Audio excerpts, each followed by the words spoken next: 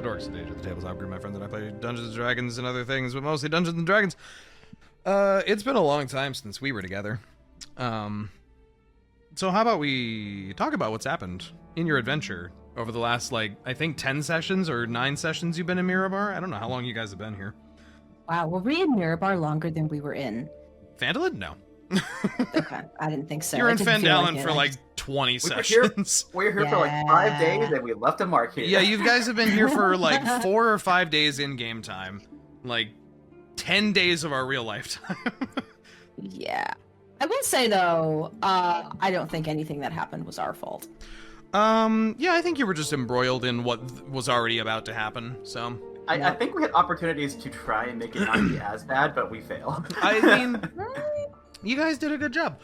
You, last time, were embroiled in a battle deep underground in the mining camp section of Grey Rock Prison in an effort to free Reyka's brother. You lost the white dragon mask, unfortunately, to some very dedicated draconians. That was heartbreaking. You It's probably fine. It's probably fine.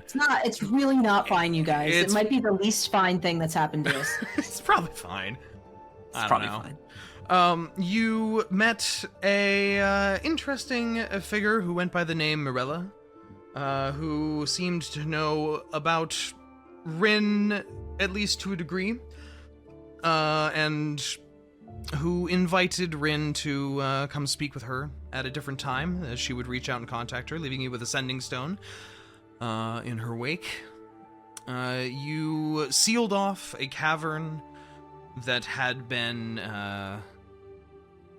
the starting point of a devilish incursion deep in the mines.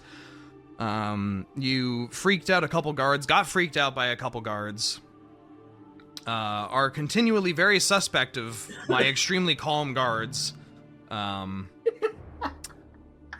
You were just doing my head in with that one last session. I feel like I was the only person who...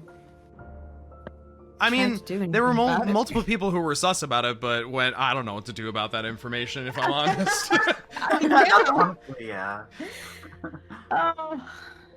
All of this because some sort of mysterious attack had taken place in the city of Mirabar here during the time when you were paying / speaking with the warden to get Flairkey's freedom confirmed.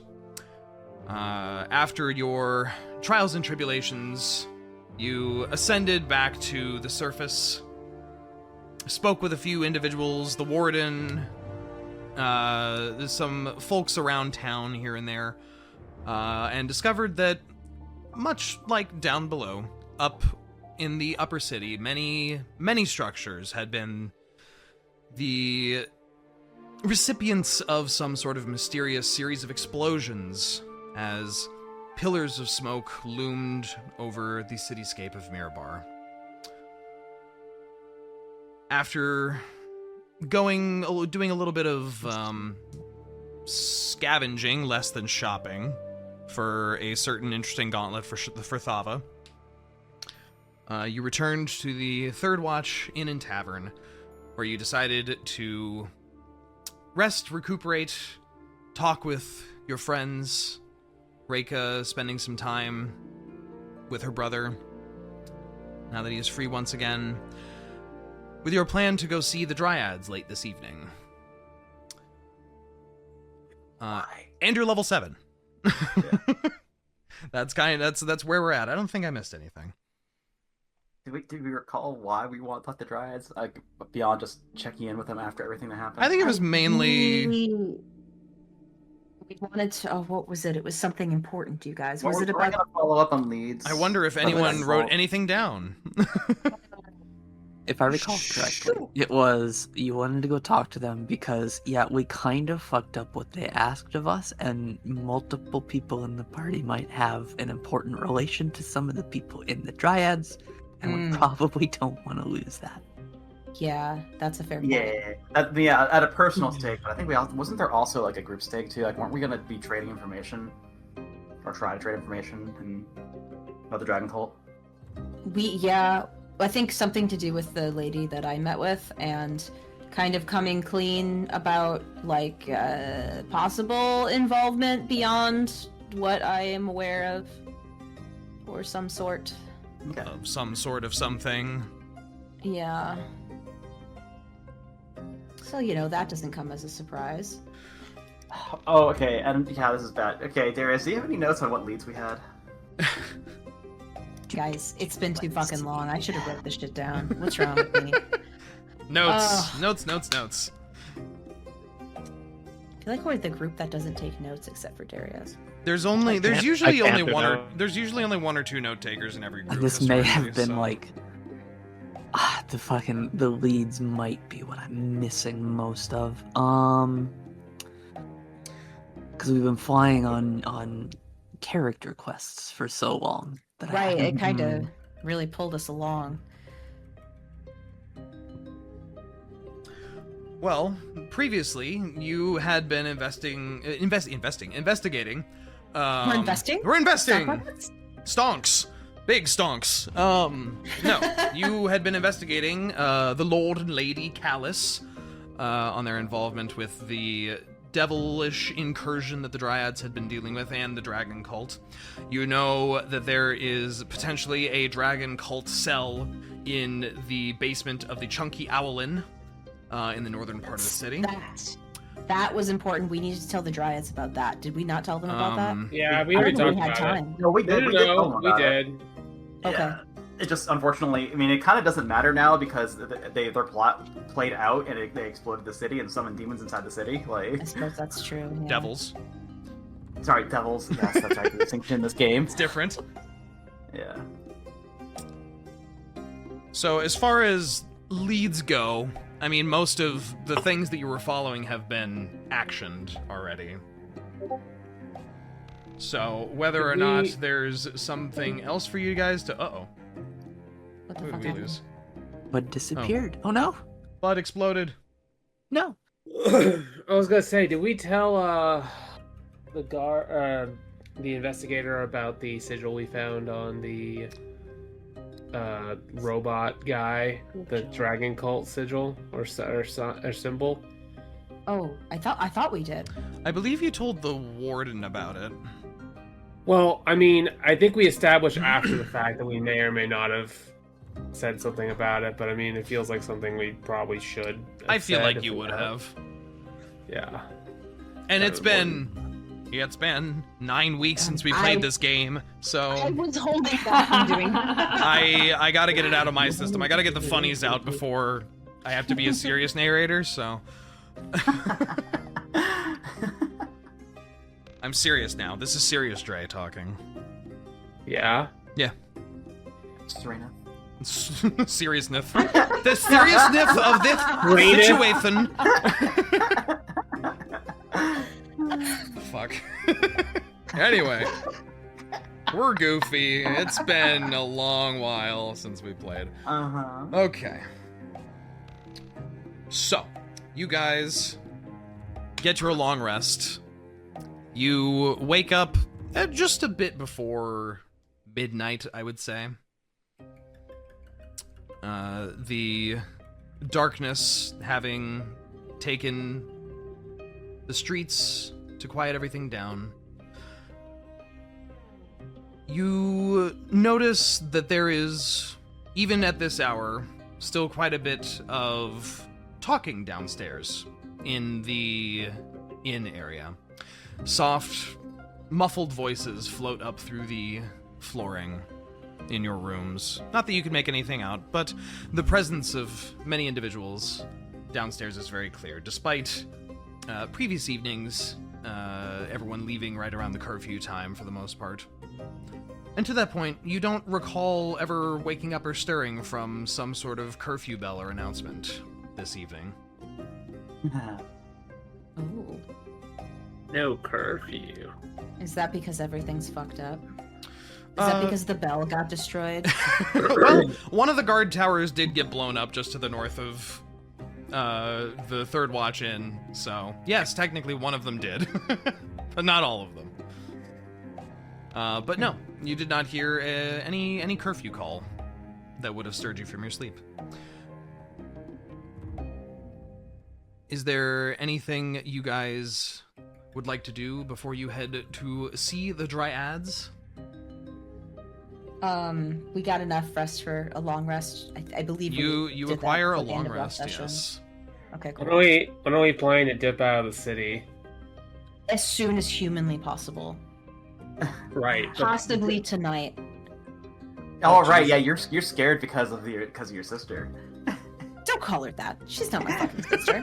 Then who's Don't call her that. Don't call You're her. closer to being my sister than she fucking is.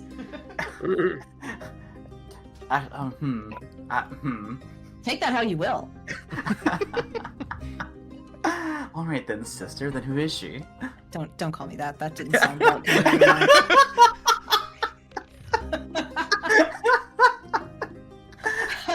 Stop that. Stop, you're being silly now. Stop that. Whoops. The voice of Dundra in our heads. You, Cut it out, go. you're both being quite silly now. Get back to work.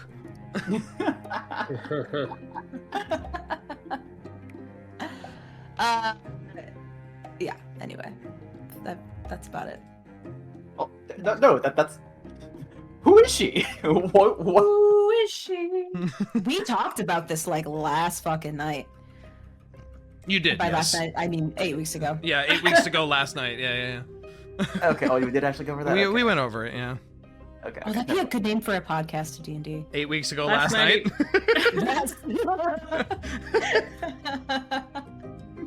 8 weeks ago last night on D&D. That's actually great. I love that. Just like a podcast that's permanently on hiatuses all the time. Oh god. So what are you gonna do about that? You said you're gonna meet her, right? No, we're getting out of here. Like, either we are leaving or I am leaving. You know, if you keep running away from the problems you make, they're gonna catch up to you someday. This isn't a fixable problem, Niah.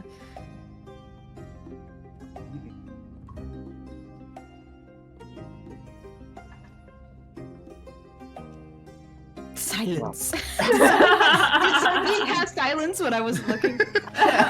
Standing in the doorway, a figure holds a spell.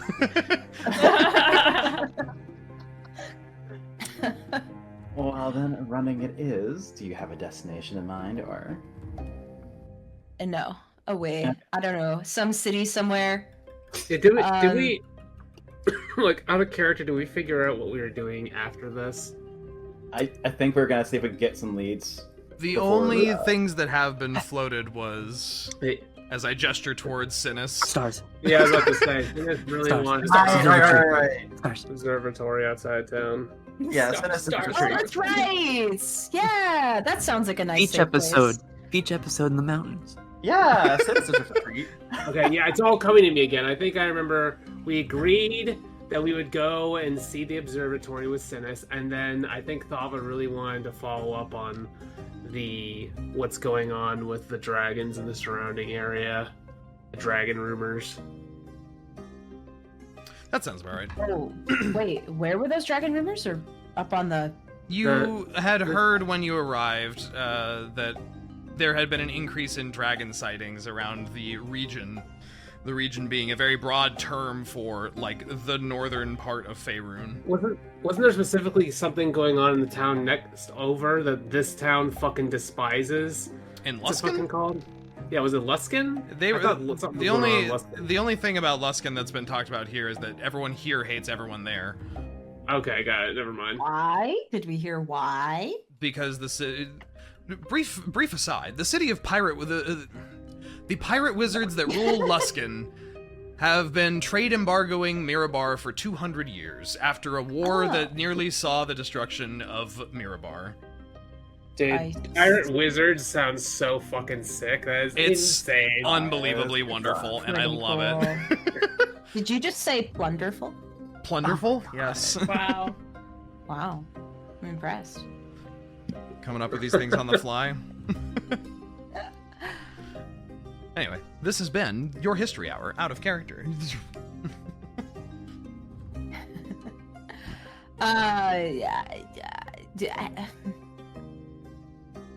Have we learned why they're doing that? I'm just out of curiosity. Is there like I don't think rumors? your characters know. Okay. I mean, I know why I wouldn't know that, but people as old as Synas, he's like 40. I feel like he should know that. Wow. 42. It's just, it's like current events. I feel like you should really keep up with it. I mean, Synas would just know that, most people in the coast would know that things have been shaky between Mirabar and Luskan, but Mirabar can only ship goods to the Sea of Swords through Luskan, so all of their naval traffic has to go through that city. Therefore, the tenuous relationship is very much, you don't attack us, we won't attack you kind of thing. As the nuclear. Yeah, pretty much.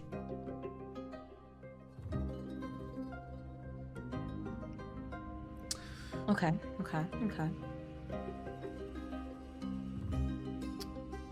I will say, Reyka, you notice that Flairkey has kind of just been lurking at the edge of your group, kind of watching the goings-on. He sidles up next to you and just kind of leans in and goes, you guys, are we leaving tonight? I don't know if I heard what's going on. What's up? Yeah, I'm not really sure exactly what the party is planning either. You guys, you're heading to the north? I did hear there's, some sort of weird, observatory up there. I've seen flyers around town for it. Yeah, I know Synas wants to go up there, but I'm not sure what, if we're heading out tomorrow or if anybody's got some business to finish up here before we head out. And am I going with you, or should I, go back to Neverwinter, or, That's up to you. I'm just so thrilled you're safe. But I don't want you to feel obligated to stick around with us. Well, I mean, you guys did kind of save my life, so, and I mean, I just don't want to get in your guys' way, that's all. Where would you go? I don't know. Probably Neverwinter. Maybe Waterdeep. I could try Waterdeep. I've heard it's, no shortage of manual labor to do there. And maybe I'm this sure you're time... just eager for more manual labor, huh? Well, maybe this time I won't get involved with a, vigilante group. Yeah, please don't. Yeah, I won't. Yeah, I'll try not to.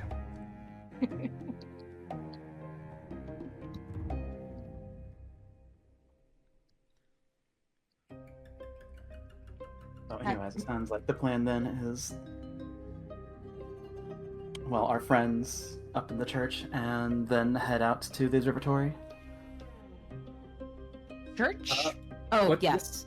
The Okay, Draeneth. out of character, what time of day are we meeting the Trides? Night, right? It's Yeah. midnight, right? Always So- midnight.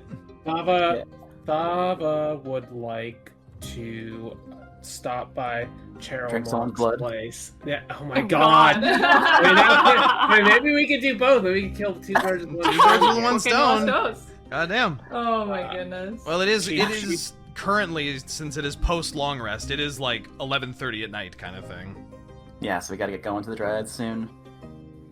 Oh, fuck, that's right. It's late. Oh, right. Okay. It's nighttime, Ugh. but you can do Okay. that We tomorrow. slept. We had to sleep. I We can were do that tomorrow. so I'll do that tired. tomorrow. Yeah, I mean, that's right, that's we had right. a big day. You guys had a very Yeah. big day. Like 5 hours of horrible things happening yesterday. Okay, fine. Let's do the Dryad thing then. Okay. We have to do that, yeah. You guys gather yourselves up and head on downstairs to where you find a rather bustling tavern. Many individuals drinking and talking. The tavern keeper looks very tired, and looks a lot like he just wants to go to bed. He's a little slumped over on the bar. He kind of gives you guys a half-hearted wave as you head for the door. And he calls out to you. Hey, they removed the curfew for emergency stuff, so don't worry about coming back anytime soon if you don't want. None of these guys are. No one cares, apparently, about sleep. Are you drunk? Me? No, I've been up for 48 hours at this point. I am so tired. That explains it. If I didn't run this place myself, I would go to bed. But all of these guys don't want to go to bed. And there's like 13 dwarves that all cheer and spill a bunch of ale on themselves. And so, yeah. Oh, I thought it was elves who don't need to sleep, but apparently it's dwarves. It's just dwarves when they're drinking off panic, I guess. I don't know. Just wanted to keep you guys updated since you just vanished off into your rooms earlier. That's all. And he slumps back down, the gnome kind of standing on the stool behind the bar. And heading out the door and into the night, there is a unconventional late night bustle, which since you had arrived multiple days prior, you are very unaccustomed to. There are several crews that appear to be going around still cleaning up portions of debris, scattered broken glass, stone. Much of the city appears to have been cleaned up, but much of it is also rather well lit up, and it is very pretty with all the streetlights and lamps and torches glimmering and shining off of the gemstones embedded in the stonework around the city. As you, it's almost like when. Oh, sorry. As you freely make your way towards the, central district housing the massive temple of Moradin. You know, if there's no curfew anymore, after this we could swing over to the Chunky Howlin and see if there's any indication of the cult still there or if they have that on lockdown. Why does it feel like a snow day? Like no curfew. I'd be surprised. I'd be surprised if any cultists are left in the Chunky Owl Inn after what happened yesterday. But if they left, cleared out. Yeah. If they left in a hurry, though, they may have left something behind. Perhaps. You pass by several groups working in this central district area, laying out some sort of display on the massive steps that lead up into this central circle area, who sort of part out of the way for you as you come by, casually greeting you, which is, compared to the continuous air of secrecy that needed to happen when you originally arrived, much more casual to be able to just wander around. This group of dwarves appears to be laying out several rolls of almost like a deep red rugs leading down the large staircase that would lead up into the central quarter here.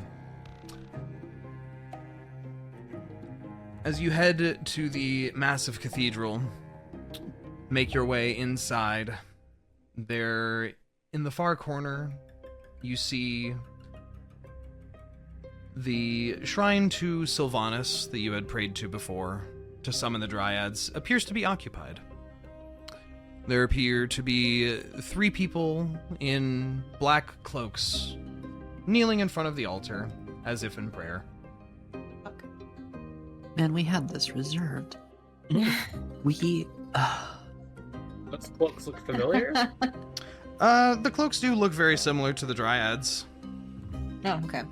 I thought they were cultists at first. I Are was you like, gods, damn it. Welcome to the church. Here's another fight. Yeah. It's okay, they're just 3 cultists. We'd fucking obliterate them. Yeah, you probably Wow. will at this point. Depends on the cultist, but I like your enthusiasm. The elderly gentleman at the door also greets you from over the edge of his book and sort of glances out at the door behind you as you enter and says, "Oh, looks like your friends are waiting for you instead this time. How curious, they never show up usually before people come in. Must have done something special, eh?" "Oh, I shouldn't pry. The less I know, the better."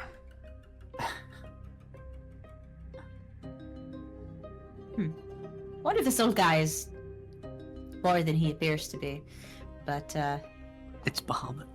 It's not Bahamut. Every What's- old what's what- guy. I was about to say, what's with old men showing up that are gods? It is a pretty common theme across a lot of storytelling, to be fair. Mythology, yeah. Mhm. I presume you guys go wandering over. Yes. we Yes. do. And as you approach, the figures all stand, though one of them appears to stumble a little bit and slumps into a nearby pew. Pew, pew. Pew! Sorry, go ahead. You see, turning to face you, the wooden mask of a sparrow, and the gloved hands clap together in front of the cloak. You can hear the grin in their voice. "Well, full glad am I to see that you all made it out alive. Sounds like you had a bit more fun than you might have anticipated initially down there. Ivy gave me the whole story. Lady Callus, she made it to her meeting on time, yes?" You did. "Well, good. We almost didn't." And she gestures to the wolf mask wearing cloaked individual who is currently holding at his midsection a little with one hand. What happened? "Well, you were right with your assumption. Lady Callus nearly did die last night. But, The cult? well, I assume so. What? She did? Well, you had asked us to protect her, to make sure that she would be safe. We sneaked into the High Keep late at night, and no surprise, we had a few folks waiting for us. But yes, she's fine, and all of your plans came together nicely. I think that concludes our business, I would say.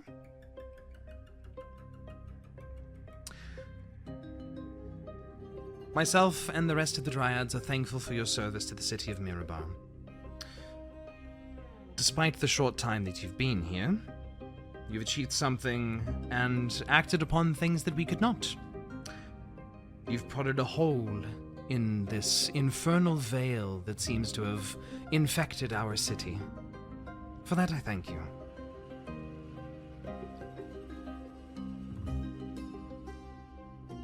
Well, thank you too for your help. We couldn't have done it without you, so. Well, thank Flicker, because he's the one who took the blade in the first place. To which you see the foxish hand wave towards you all. I got stabbed one time. I'm fine. Please. And you see the woman before you chuckles a bit. It was pretty bad. Infernal poisons are a lot.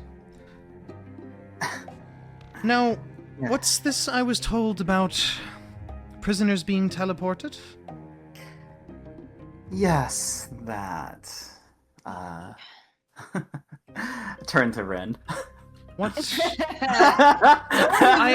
I simply wish to know if you learned of their intentions or if this also has evaded us. They'll probably serve as some kind of sacrifice, knowing what I know about the cult. It's quite concerning, given An entire prison of several hundred people just vanishing overnight?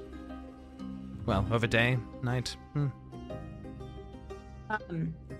I think we kind of pieced together that they're probably going to summon a Dracolich. Just based on the evidence we found on the way here as well. Yes, we did discover a site where they were trying to summon one, but we stopped it. I suppose that would line up with the usual tenets of that cult. But I'm no expert. Isn't there, like, a division in the cult about whether Dracoliches are, like, imperative or something? Well, Do I? yeah, Thava, you would know. Okay. Yeah. What do I know? I don't remember actually out of character. I Thava, think there is. you know that the cult has become somewhat divided over the years. There used to be a primary sect of cultists who were dedicated to raising ancient, long-dead dragons to conquer the world. However, Thava, you know, through... You're not entirely sure you could pinpoint exactly where, but, you know, Rinn saying that does kind of flip something in your mind that there's a smaller subsection of the cult that has taken to the concept of going beyond just raising Dracoliches, and instead shooting a bit higher for gods and the like. Oh. Summoning gods, yeah. Interesting. I don't think Thava knows all the details of all of that, but Yeah. she knows that there's more than Dracoliches at stake. Yeah. Okay.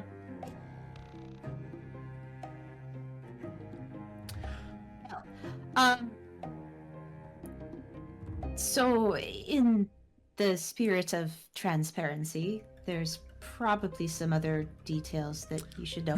Is Hugh here? He is standing next to Flicker. They're all wearing their masks, but you see the Yeah. rabbit mask has been staring at you the whole time. Yeah. Hugh should probably know most of this too, because I'm pretty sure we spoke of it He- before we parted ways last night. He did or relate to me whatever. some interesting information, yes. I would love to hear it from you, though. And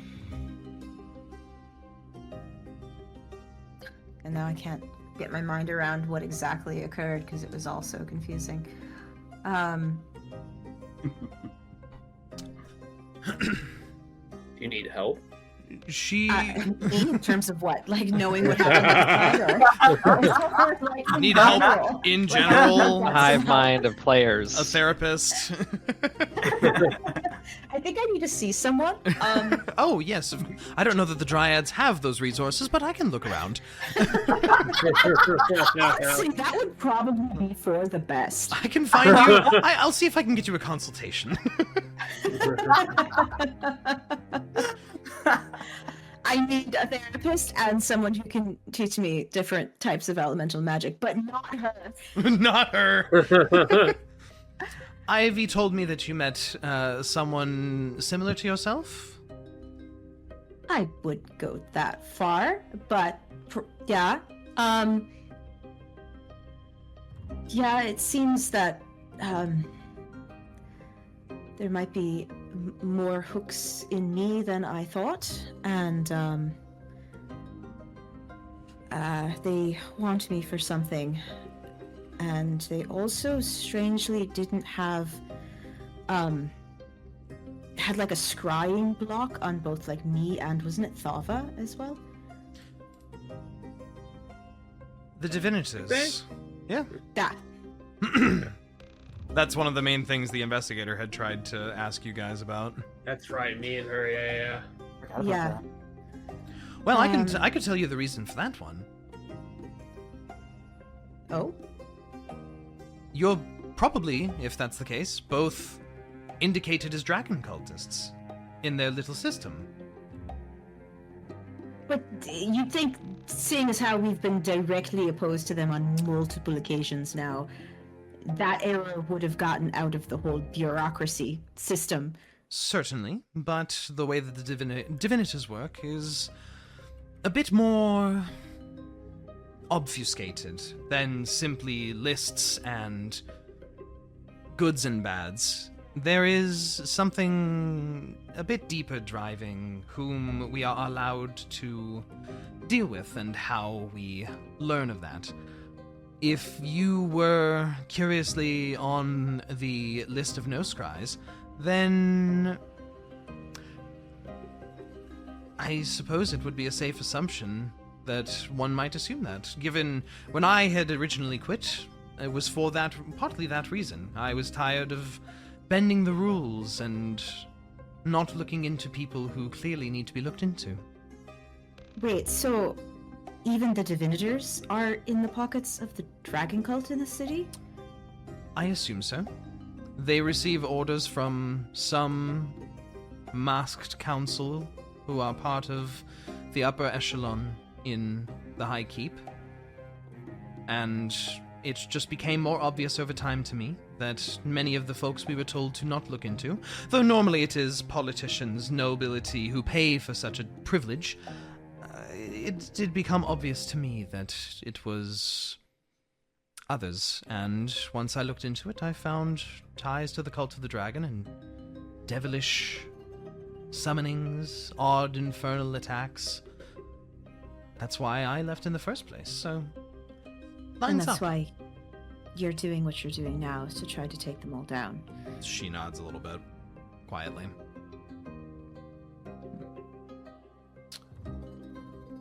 While I'm not able to use my full power of divination, as I could before, because I do not have access to the grouping of minds and to the resources of the city, I do what I can. That includes networking and finding capable people. As she looks around at your group.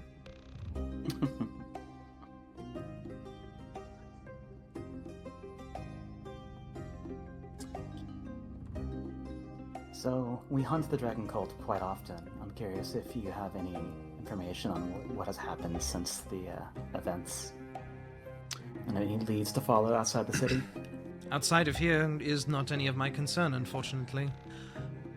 Everything going on here is so deeply intertwined that I could not necessarily care less for the goings-on regionally. Isn't it all interconnected, though? I mean, they were trying to summon Dracoliches practically on your doorstep. Either way... And by that I mean a days. How many days ride away was that? I don't know. Like, 8 days ride south. Like, Yeah. I was a couple hundred miles away. Which, in this time period, it's basically a different country. Oh, fuck. Yeah, never mind. Yeah. Neighbors' doorsteps. You know, what's the difference? Would've, okay. I mean, if that's the case, then so be it. I was just curious if you had any whisperings of things that from beyond the city that were impacting your city. Sorry. No, go ahead. Were the cultists inside the Chunky Island still here? Or did they flee during the chaos? Well, I would assume... And she glances towards Flicker before looking at all of you. I would assume the cadre of guards that we saw go in there earlier today. Probably not. Wait, what? Roughly 30 or 40 guards descended upon the Chunky Owlin, probably 7, 8 o'clock. And that's all. We weren't in there. They're still there. Interesting. I assume they found something. I assume it will be covered up like everything else. I did tell one of the divinators about it, so likely now that things have calmed down, that would be the contingent of soldiers they sent over that way. yeah, now that we know that the divinators are in bed with the cult, little good that probably will do. Not all of them, per se. Just most of them. Most of the divinators just want to use their capabilities to make things better. They don't necessarily get choice. Okay. But more to your point, gesturing at Niah, the only thing that I have heard, and something that has been coming up in missives and a few town rumor spreads, we had heard that beyond the dragon sightings that have been increasing, there have been increased reports of attacks on small villages in southern Faerun. There's not really many details floating about, but it does sound like something is occurring to the south. Interesting. Thank you. I'm not sure if it's them, but anytime people report villages being burnt to the ground and large, scaly lizards flying through the sky, I kind of put two and two together. A reasonable conclusion. So to the south, like where? Like near Findalen? Near Baldur's Gate. All the way south. Hey, Drake, can we go to the world map real quick? World map That's gonna bring time. them World map It's a time. heck World of a map way down there. time. That's a long way to go for some rumors. I'm the map. I'm the map. I'm the map. Here's the map. It's the map. That would be like 3 Oh, it's not weeks loading. straight. It'll take a moment. It is a very high quality map, after There it all. is. Okay. Alright, so... Big map, one map. Big Scroll all the way to the top, and then Oh, scroll look, like there's the all the Viking way down to village. the bottom. Yeah. Yeah, Charge it's in at at Mirabar. least 3 weeks, if Yeah, not that's more. far. As I measure a straight line all the way down from Mirabar to Baldur's Gate, a distance of Holy 1,200 miles roughly. Oh, wow. Yeah, Oh my lord, that's It's quite far. yeah, that's quite the journey. That's from here to right? Texas. Yeah. That's pretty far. Why do you know that? She travels a lot. Yeah. Oh, right. Okay. Sparrow nods a little bit.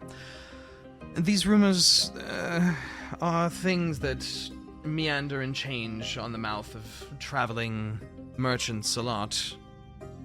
And so until there's some actual information that's, verified, it's hard to say that action should be taken on them. But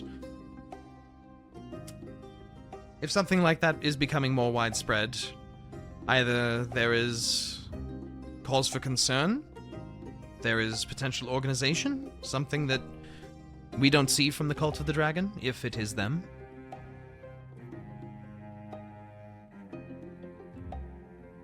I believe... Oh, what else was it? And you see Hugh kind of lifts his head a little bit. You're talking about the one fellow who said he was seeing like an army or something burn down a town. Oh, yes, that was it. That's a big deal. Well, I can't imagine an army not being noticed wandering about in the south.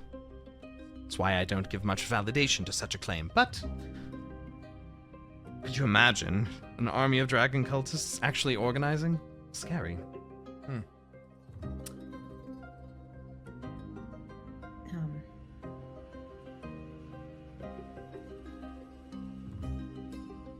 So, do you know anything about the red-haired wizard or sorceress that was working in the prison? Other than she clearly slipped by our watch, no. All that we are aware of is we received notice that someone with red hair with the ability to cast spells was going to be part of, this whole fast-tracking process that many of these individuals go through to be allowed into the deep parts of this bloody city. And So- Hugh mistook them for you, which is why he attacked you initially, Rinn. Right. The woman, she mentions more than a few things about where Hugh and I came from. What do you know about a woman named Aryan and her involvement in all this.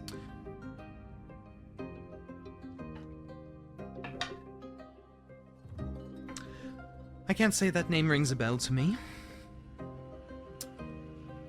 I could reach out to some of the other information groups in the Dryads and see if they know anything. But Hugh has said... Ivy has said you were from some commune in the middle of the woods. You think someone there has a hand in the goings-on here? I mean, I didn't think so, but the red-haired woman seemed to know about her and said that something to the effect that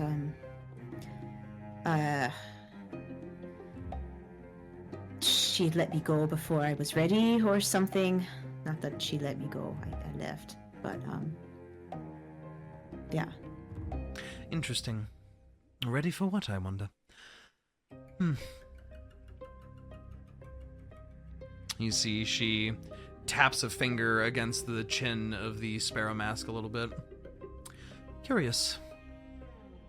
Well, I will keep an ear out in case anything similar or relevant comes up, but I'm not certain myself.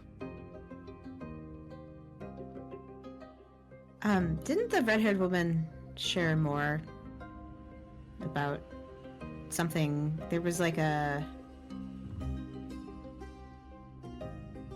She said something about the dragon guy or whatever. Did she share his name? She did refer to Ignia Morak as our father, quote unquote.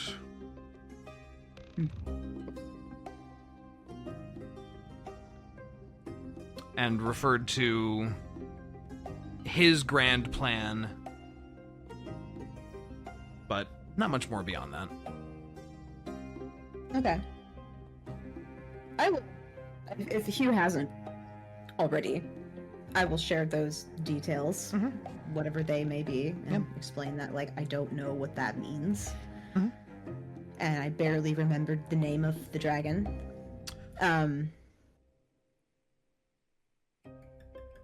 But, I kind of don't know what to do, and I feel like I need to run again.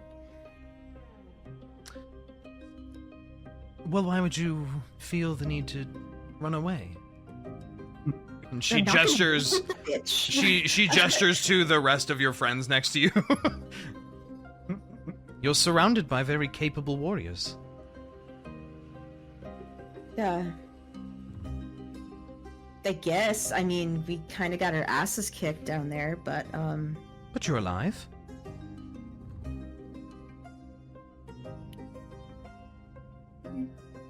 And to be fair, we have kind of killed 2 dragons, Rinn, so we're kind of capable. What if it was a baby bud? It's me.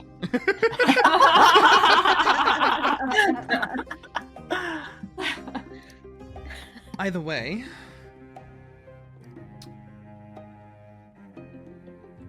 I am uncertain how much further help I can be to you.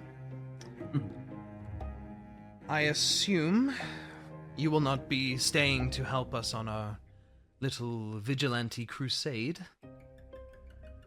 You likely have more to do out in the world.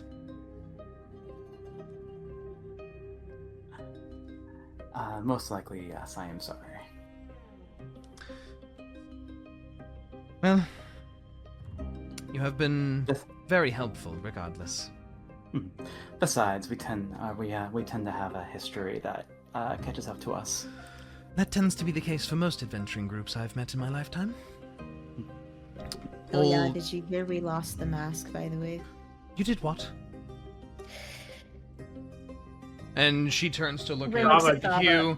does not like looking very happy about this. You had hold on. You had a mask, as in one of the. I don't think you brought this up to the Dryads. You had. Wow, your microphone is so bad it cannot even pick that up. Even Discord's like, oh my god, why did you reveal that? Okay, hold on. Wait, guys, it's been 8 weeks. Give me some grace here. Okay, hold on. Wait. If they never. Okay. Well, cat's Why out the of the bag fuck- now. Why the fuck would we tell them? Because we were worried about them being sus of us for the longest time. If they knew we had a mask, they'd be like, "Oh, well, Okay, these no, guys." fair. Okay, listen, guys, please, some grace. It's been 8 weeks. Okay. I'm totally out of. Oh no, it's totally. It's Who totally knows what and who doesn't? I'm not a set. Totally. Guys. Totally in character. This is just funny. No, that is not in character. If I knew for a fact. God damn it. I feel like Rinn flirting something like that actually is totally in character. No, it's not. It's not that stupid. You have an 8 intelligence. It's 8. Yeah, it's not like 4. Well, yeah, you'd be able. It hasn't been 8 weeks for her. Okay, guys, It's please, been some 12. grace. Yeah, it's been 12 hours. Can we please rewind that one Yeah, second? yeah, Because yeah. I wouldn't have said that if I had known. I'll allow it this once. Okay. Okay. God damn. All right. Woo! I'm actually sweating right now. Oopsie. Okay.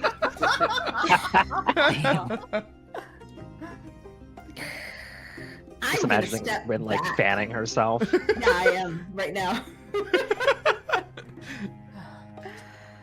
Okay, I'm gonna step back behind another person in the group and just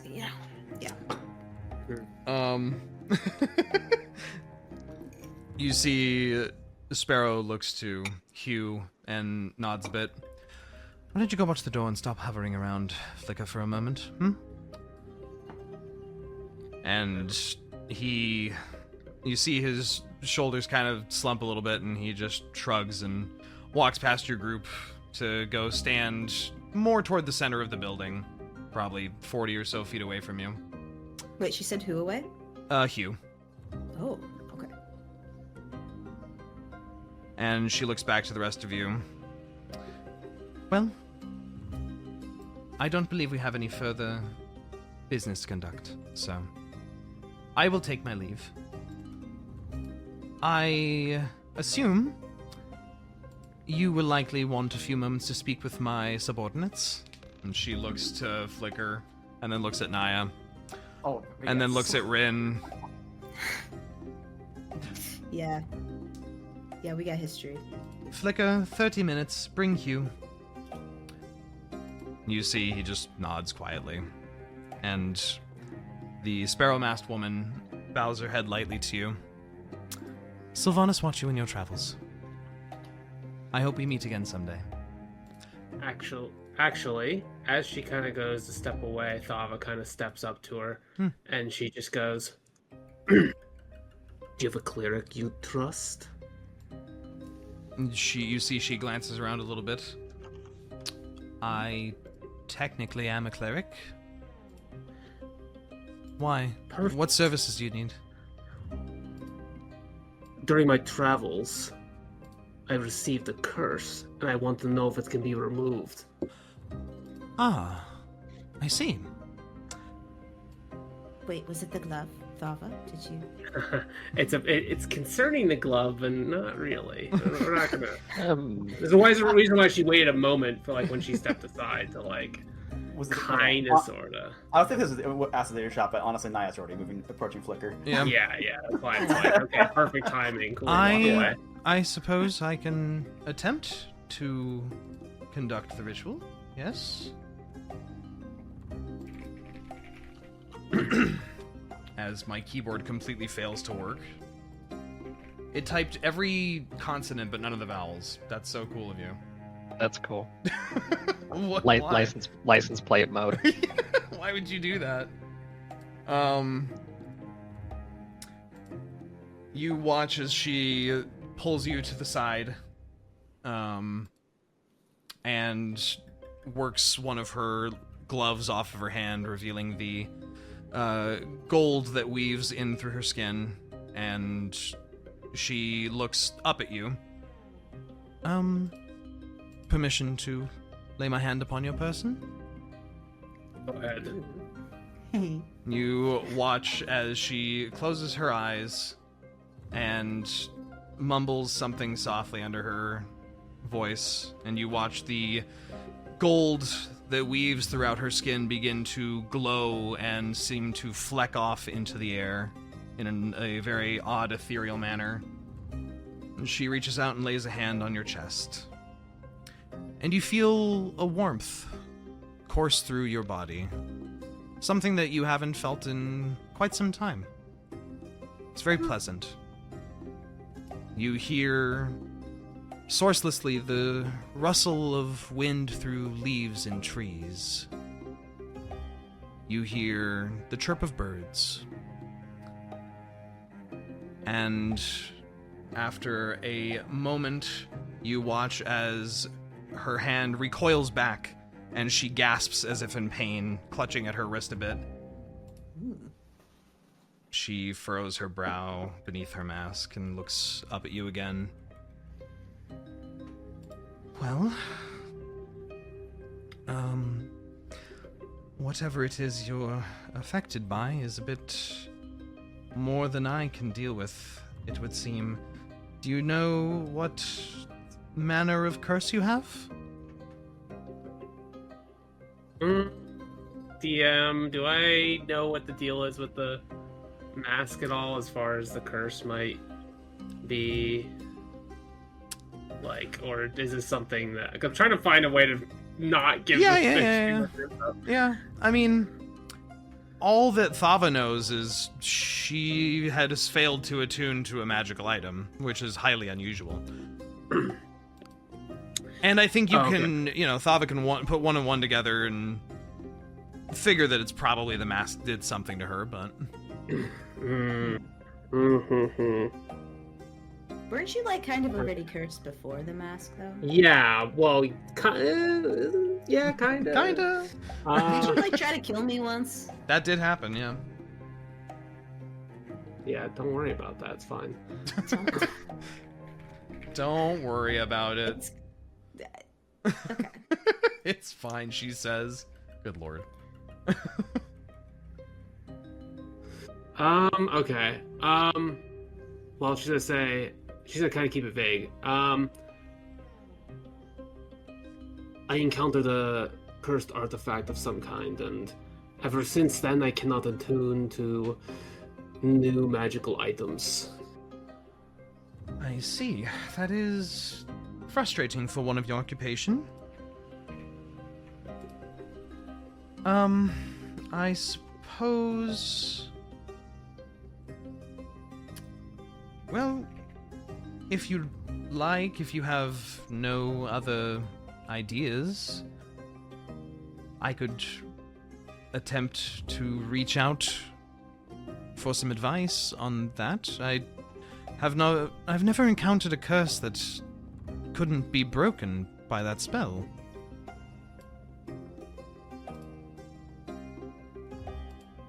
If you'd like, I could attempt to run a bit of a communion, speak with a higher power, as it were, about it. But that is up to you. I know speaking with the gods or interacting with the gods can make people uncomfortable at times. We'll only be in town for another day. Possibly. Is it something you could do soon? It would take me some preparation. You might... Go ahead. Oh, go ahead. No, you go ahead. You go ahead. No, you go ahead. Okay, fine. We might return once we're done visiting the observatory, but other than that, we're planning to leave. I see. Well, I would recommend seeking a more powerful cleric than myself, then. If you happen upon one, to the north, let me know. When you're back in town, that is. Well, thanks for the help. I am sorry that my attempt failed. And you see, she's still kind of feeling, clenching her hand and relaxing it over and over. Looking a bit perplexed.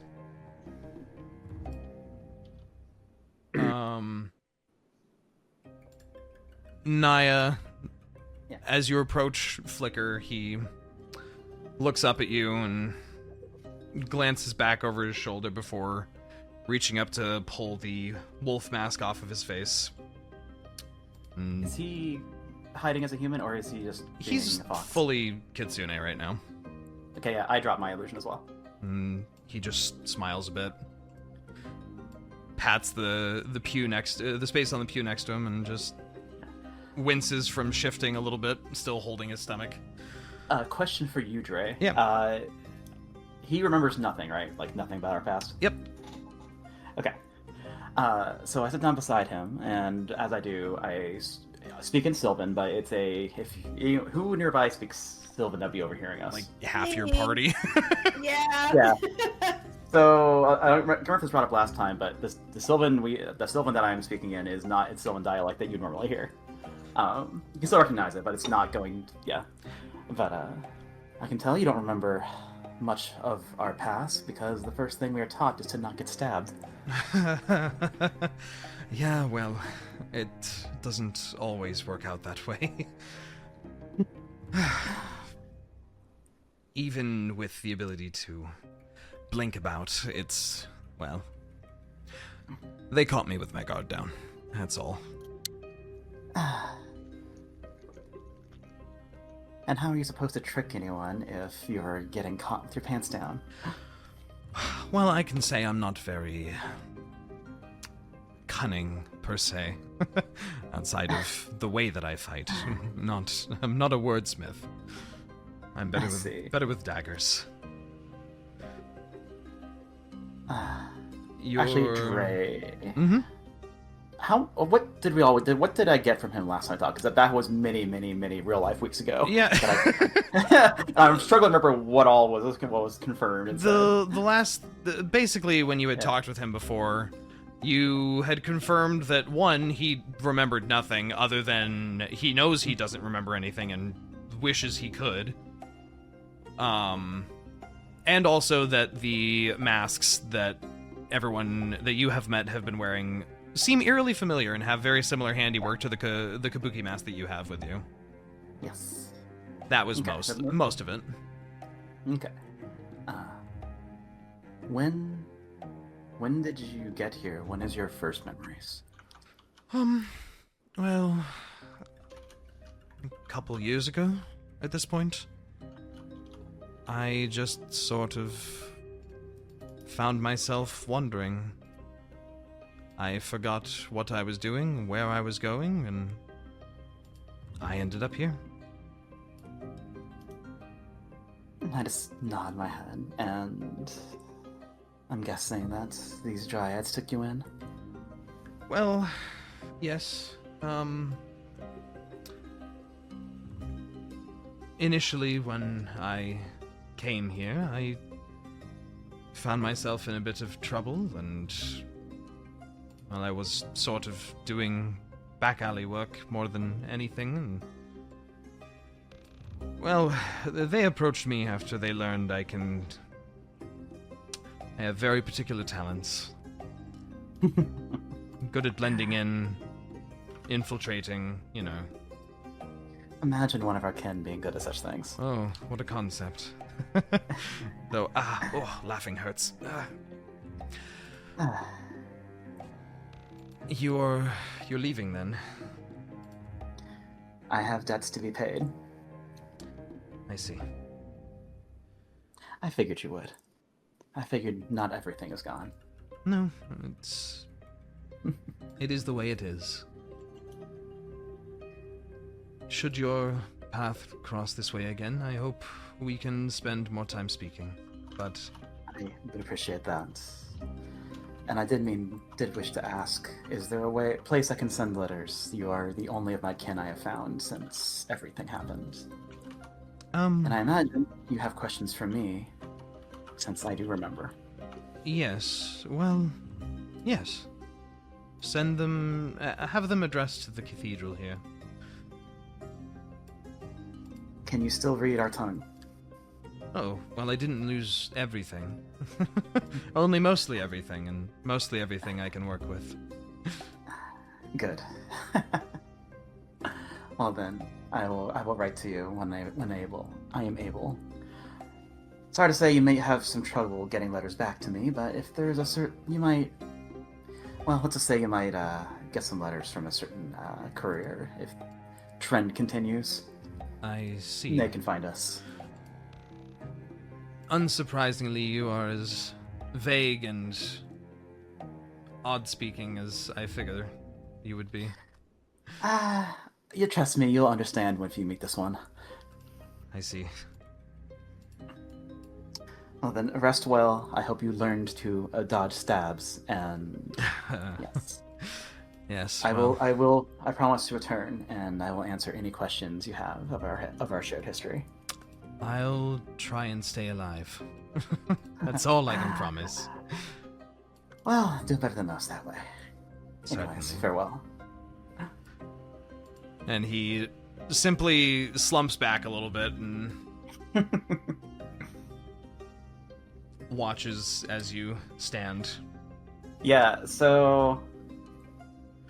Oh, this is gonna be mean, but I can't help it. As I turn to walk away, I mask my gestures with my body as I'm walking away from him, make a nice little pop right behind his ears. He goes, with a minor illusion. What the hell's...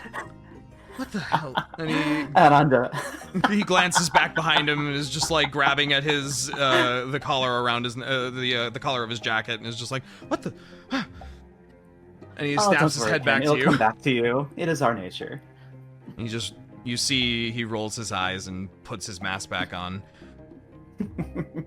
And he stops for a moment and goes, "Hey, before you go." And you see he holds the mask that he's holding out to you. Take this. Just to remember me by. I take it, actually, fairly reverently, and hold it for a moment. Wait, the wolf mask? Yep. Oh. I can that. make more. I did make all of theirs after all. So. You know, Trade. Honestly? Well, actually, wait, no. The mask I'm carrying actually is really important to me. Whatever. Okay. Whatever, fine. I'm just kind of staring at it for a long moment, and I never thought I would receive a gift from my people ever again. Thank you, Flicker. Of course. I hope one day we find more of our lost family. If they are there. I honestly didn't think there were any, and that I found you means there might be more, so if I do find any, I will send word. I look forward to it. Eyes kind Rinn. of fall silent, staring at the mask. Rinn. Can I Yeah. interject real Yeah. quick? Yeah. Like just as a reminder for me, Bolt is from the Wyld too. Yep. So Blink dogs are I free imagine. creatures. So Niah would remember blink dogs. Oh yeah. Oh, I know what blink dogs are. I know it from the very get-go. I was very cautious of that thing when it first arrived. Yeah. Do you think Flicker would recognize blink dogs? Or Yeah. If he was I would assume so. If he was wandering the Feywild before he showed up in Faerun like I did. I think he would. yeah, I guess Bud maybe was listening into the conversation a little bit and comes up and says, Hey, Flicker, I got a question for you. Oh yeah, certainly. What's up? So, my little buddy right here, Bolt, he's a blink dog, Yes. and he kind of... did notice. You it's recognize him? odd. Yes, you don't see many out here in the material plane.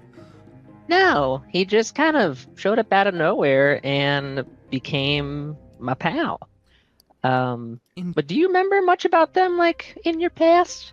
Well, they wandered in packs, flickering through different parts of the Feywild. They're very common there. And you see Bolt goes, we're probably one of the more common dog types out there. And Flicker just kind of freezes and goes, "He fucking talks?" Oh, is that not normal? No. Oh. No, it's not. What? Why? Wow. What? Wait, Jrain, why you told me that when I first heard this? Oh, I figured a talking. Niah? I figured a weird Niah, talking did you know dog would make no sense to begin with. I'm a Feywild dog. Okay, touche. Niah also knows these dogs shouldn't talk. Okay. Oh. Well, that makes you pretty special, doesn't it, Bolt? I guess so. That's fun. Though I don't think I've ever seen one of them. I'd never seen or smelled anything like your friend either.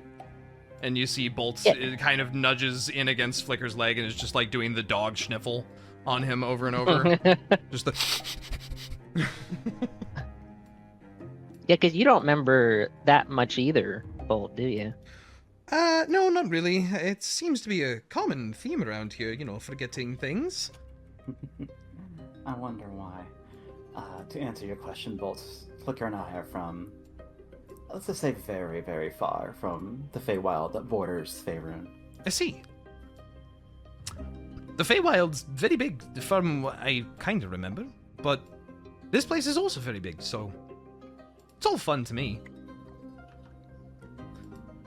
And you see Flicker is just like bewildered, staring at this talking dog, and kind of idly reaches out and plays with one of Bolt's ears, since they're like 2.5 feet long.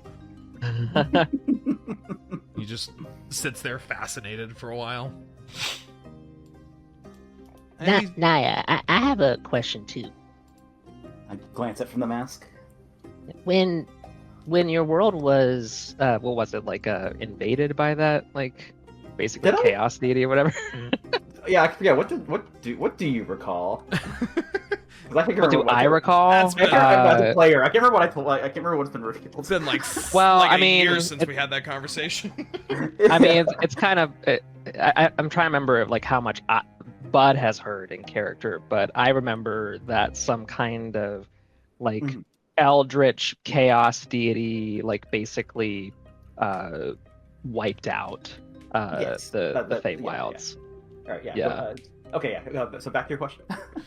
Yeah.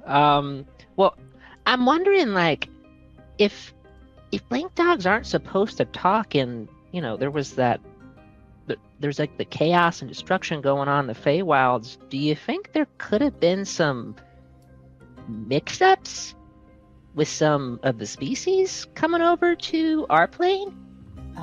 Well, I mean, the Feywild is, let's just say, it is not a realm that is as ordered as this one. Exceptions more often prove to be the rule than, consistent. Ah. But I do not believe what happened to my village is related. What the thing that devoured our village, well, it doesn't leave much behind. Yeah. Well, I guess that's just But it's another mystery to solve. We can, Bolt. We can certainly try. I am curious, when did you first speak, Bolt? When I met you guys, I think? You could I mean, not speak before then? I don't have many memories before popping into the material plane, and I was just kind of running amok before I ran into you, and yeah, there's not a lot of talking animals in this realm, as far as I can tell, so... No, actually, it is quite uncommon. I didn't really make any friends, per se. 1 second, I'm checking something, if I have an ability to do something.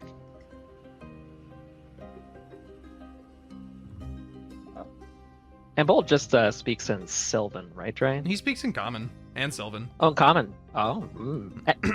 Bolt, can you speak other languages? I haven't heard other languages, so probably not. Probably just yours and mine. Oh. Oh, and I get a Okay. detail. Wait, can you? I was just gonna ask. Hold on, but How yeah, that's quickly can you something. pick up other languages? Okay. I could probably learn one. I'm gonna speak in Draconic. Okay. All right. And then in Dracon. Well, actually, no. Funnier. I'm gonna do Elvish. Yeah. It's like, all right, Bolt. Can you understand what I'm saying now? And Bolt goes, yeah, no problem. What? Whoa! New lore just dropped. You could do this whole time? And you see the dog's head tilt, and he goes, well, he didn't change languages, just accents, right?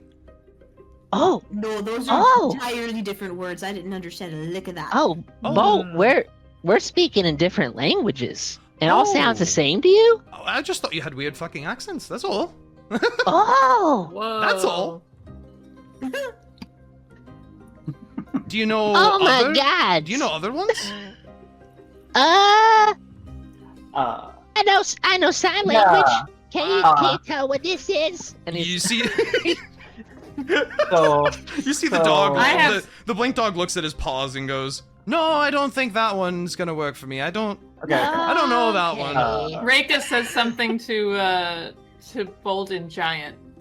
And you see his ears perk and he tilts his head a little bit and goes, oh yeah, yeah.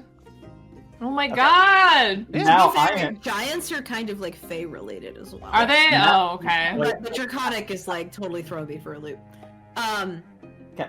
How has this not come up? Like, how many times have we not been able to understand someone and Bolt is standing in the back just humming along and not helping? He's just there. He's just having a good time. So I kneel down in front of Bolt and just kind of tilt my head quizzically and Hi. ask in Celestial, Hi. can you understand this? Yes, I can. And yet you've never heard these words before. You've never spoken these tongues. No. Again, I thought you were all speaking the same language with different accents. I thought it was really weird. It's been 2 years / 3 weeks, and we just learned Slash this. 3 weeks. What is your last memory before, or what is your last memory? I saw a big flash of light, and I fell into a tree, and then I was wandering around chasing squirrels, and then I ran across you guys, I think. Oh. I don't know. That's really all I've got. Are you? I mean, it's no wonder that it didn't seem weird, because, it all just sounds the same to you, but, Yeah. Bolt, this is huge. Like, you can understand anything. That seems really cool, yeah. Yeah. As a plane flies by. I was gonna say, like, we got a dragon Oh my flying God. out here. Dragon attack, get down! Curfew really is not here Oh my anymore. Damn. god. What were you gonna say, Niah? Oh, let's try. That's it. That's like the dog can speak Celestial, which is a thing I have not spoken the entire game. Did we not really question the strange magical way in which Bolt just kind of fell into Bud's lap? Well, no, I did.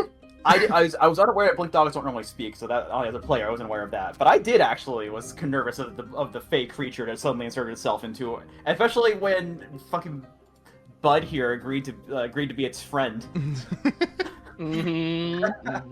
Listen, he hasn't asked any of the, ones you'd expect. Yeah, no, it's just you better be the best fucking friend ever.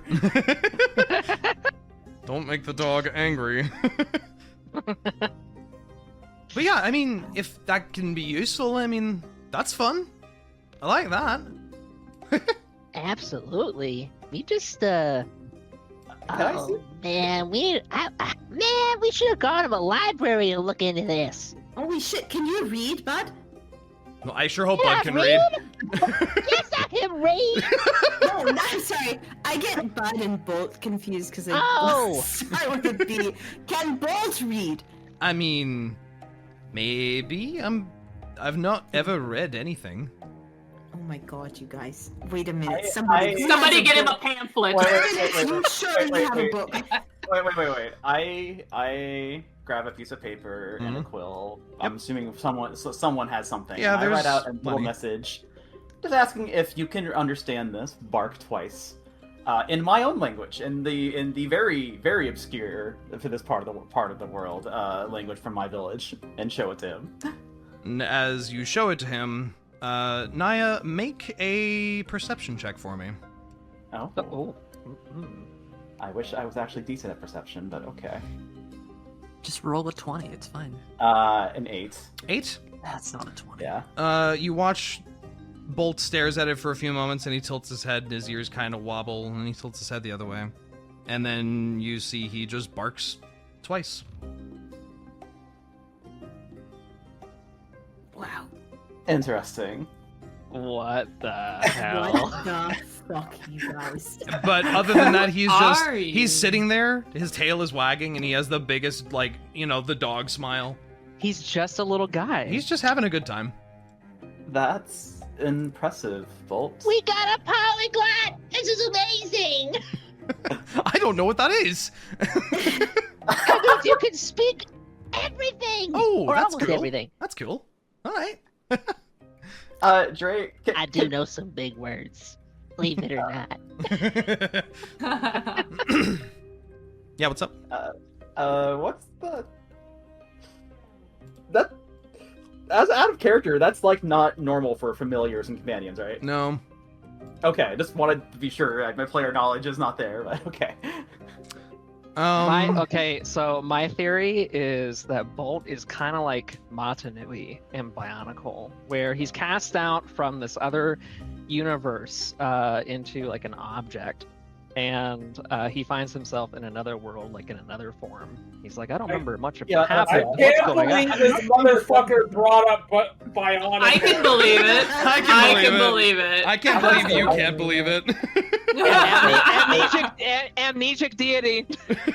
I also, like, out of character as a player, I am definitely getting more and more the impression of this Bolt was not a blink dog before whatever happened. This is basically Pokemon. That's a better comparison. It's like, yeah, I got Arceus, in Good my old- party. God I just have a god with me. Don't worry about it. It's chill. It's of fine. time, God of space, It's fine. Okay, well that's quite the revelation. Well, now that we've taken this fucking detour, I love that you Guys, just wanted to see if he remembered what a blink dog was, and now all And this now has it's happened. like, this only happened because I said, like, what is Bolt speaking in? yeah. And Dre is the one that said, like, oh, he can understand both. Yeah, he's been speaking in Like, common. wait a second. So you want to point out to you in particular, but since I know you and Niah and Rinn, but like, Flicker and I are speaking a very, very obscure to you guys a dialect of Sylvan. Yeah, the Reyka and Rinn understandable. Reyka and Rinn and Bud, you would hear the Sylvan as like super heavily dialected, where it would take you a moment or two, and you get all the words, but like sometimes it's out of order. Like you get the English, gist maybe? of it. Yeah, it's like the different dialects of German. They're all German, but sometimes this is a little weird and different. Mm-hmm. You're using German, and none of us speak German. Well, my wife speaks German. Listen, all you need to know is German has like 13 subdialects. Anyway, it was just the first language that came to mind. Amidst all this, Rinn, since you kind of scooted away from the front of the group to the back of the group, you feel an elbow bump into the side of your arm, and Hugh is just standing there, kind of leaning in, looking at the group, and is just like, so that's weird, right? What, the dog? The dog. Yeah, It's of course very the fucking dog. weird. Yeah. What? Where did this even? We didn't even really discuss where he came from. Like we don't know. That's crazy. He's been with us this whole time. He could be anybody. That's crazy. He could be Guys, like the session a is monster. about the dog now. It's the the title of I'm the glad episode is y'all the session about the finally dog. I was concerned. What the episode title is just going to be what the dog doing. What the dog doing? Maybe we should ask the sage guy on top of the mountain with the stars About the dog?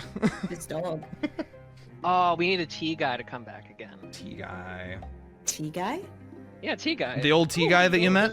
The old man. Yes, the one who wanted to tell you to go to the observatory to the north. It is quite a wonderful view around the equinox. We gotta go to the north.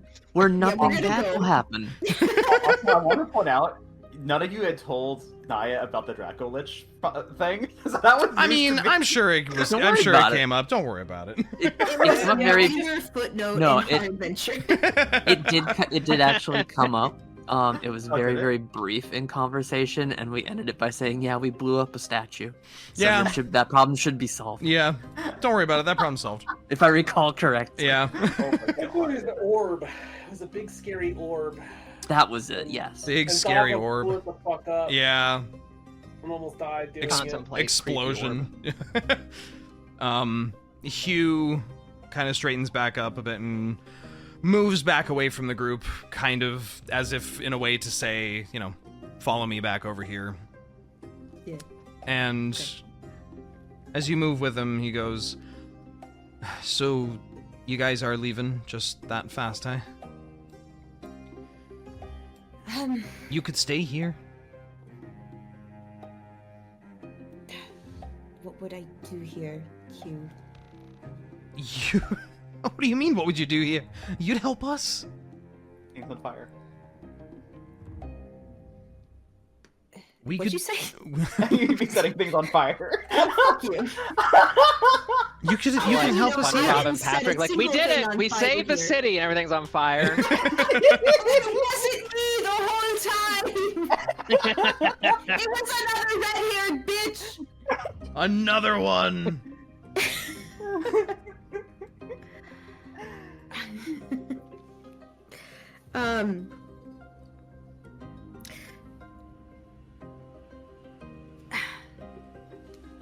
Hugh, there's a part of me that wants to, but there's another part that really doesn't want to be here when that lady comes looking for me. Do you think she's going to come into the city again? I don't know. She knows where I am if I stay here.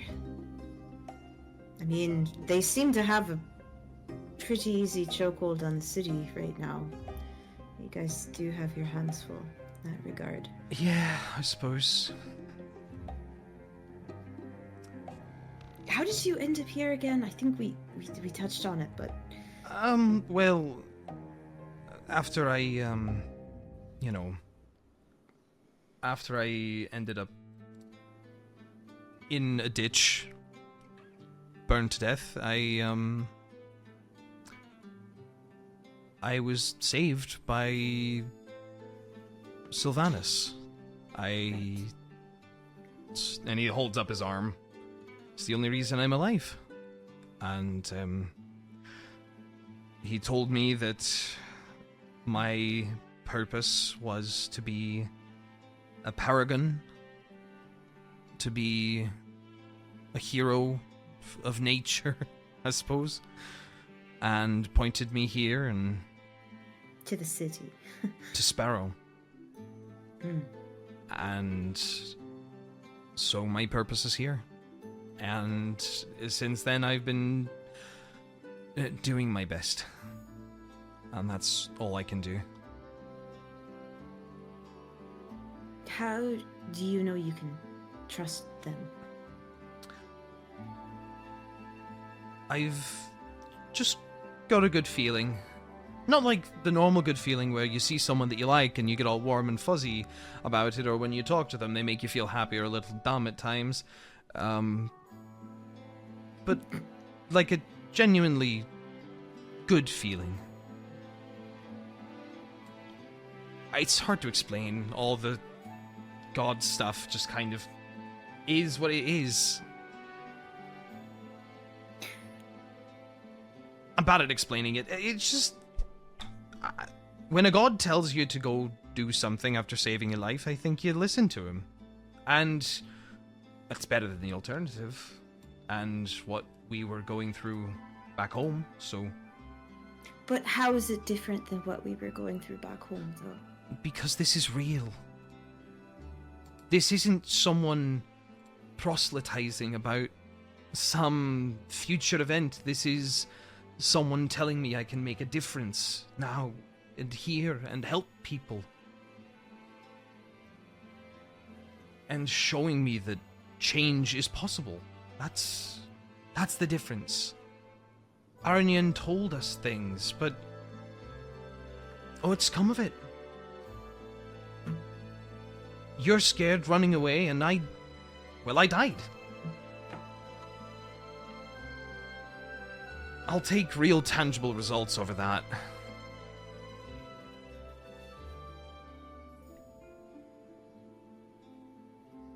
Yeah.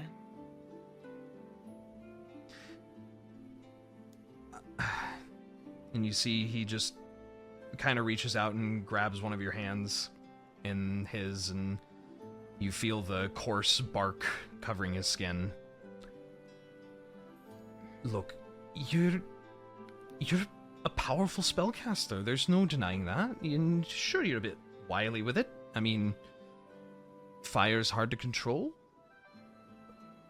And sure, maybe there's a apocalypse causing, wanting cult running around summoning dragons or whatever the fuck, but you can still make a difference. All of us can. That's the beauty of it.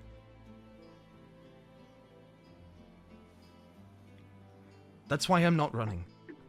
I'm staying here and I'm going to try and fix this, and if I die doing it, then at least I die for a good purpose. Rather than someone else's purpose, it's something I believe to be right. Not because someone told it to me, but because I feel deep down that it is.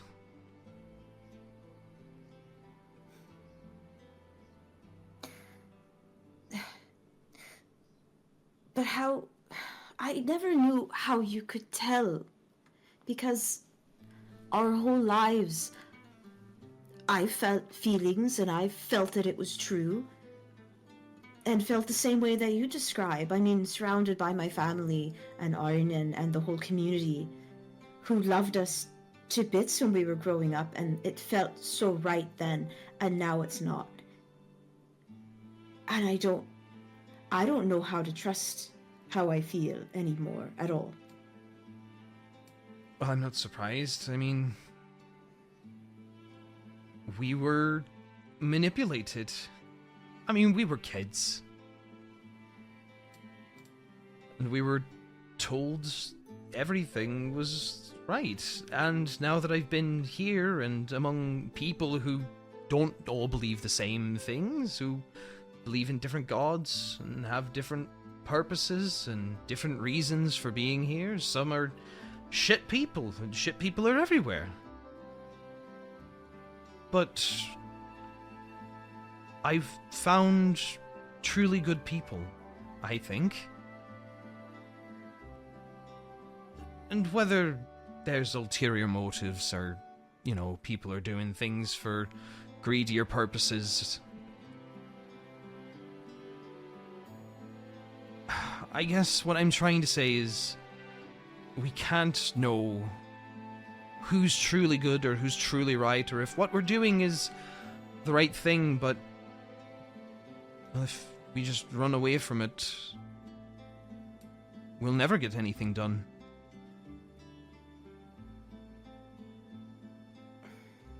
So even if you don't stay here, and that's okay, just promise me you won't keep running. Or at least try. I mean, you're fast, but you'll get tired eventually.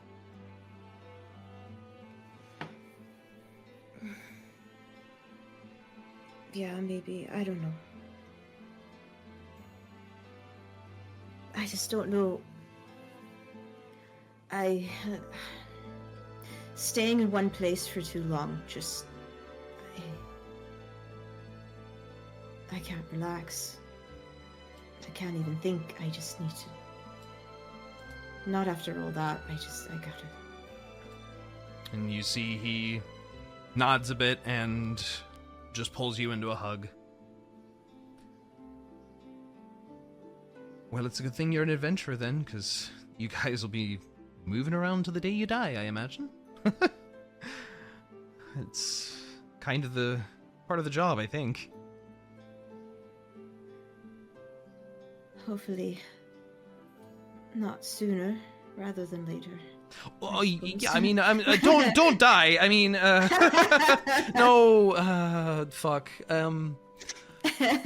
That's not what I mean. You know that.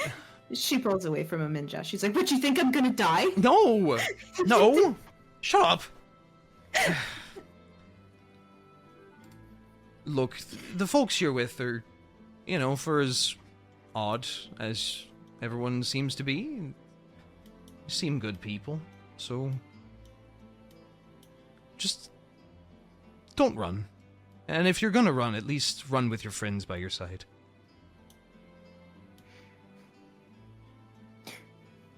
Did you ever send word back home to your parents? No. No, not ready for that. Maybe once I'm done here, I'll think about it. But I mean, no one really came looking for me, so what do they care, really?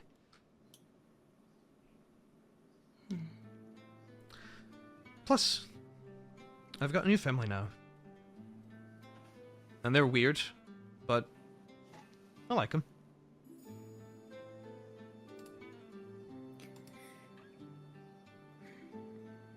Well, maybe I will come back one day, I think. Like, at least to visit. Sure. And, we could write each other, maybe? I don't know. Maybe. Yeah, I mean, I don't know how you send a letter to an adventurer who could be, you know, in a different plane of existence for all we know, but... Well, you know where I'll be, at least. We're not exactly getting up to all that timey-wimey bullshit. Well, no, but I don't know. We've read books talking about, you know, heroes jumping through portals into faraway lands and... Well, A week and a half ago, we were in the Shadowfell. I was just gonna say, we did... That's a fair point, actually. We were, what was that place with the mansion, the weird... Was that the Shadowfell? The Shadowfell, yeah. Yeah. That's right, we were. Maybe I shouldn't. It felt so much more physical when you were there, you know? It just it didn't feel... I mean, it's a physical place. It's just... Yeah. I literally, well, we walked in, did we not? Or no, how did we get in? We walked in. You fell in through. You fell in through a pool of blood. Oh, never mind.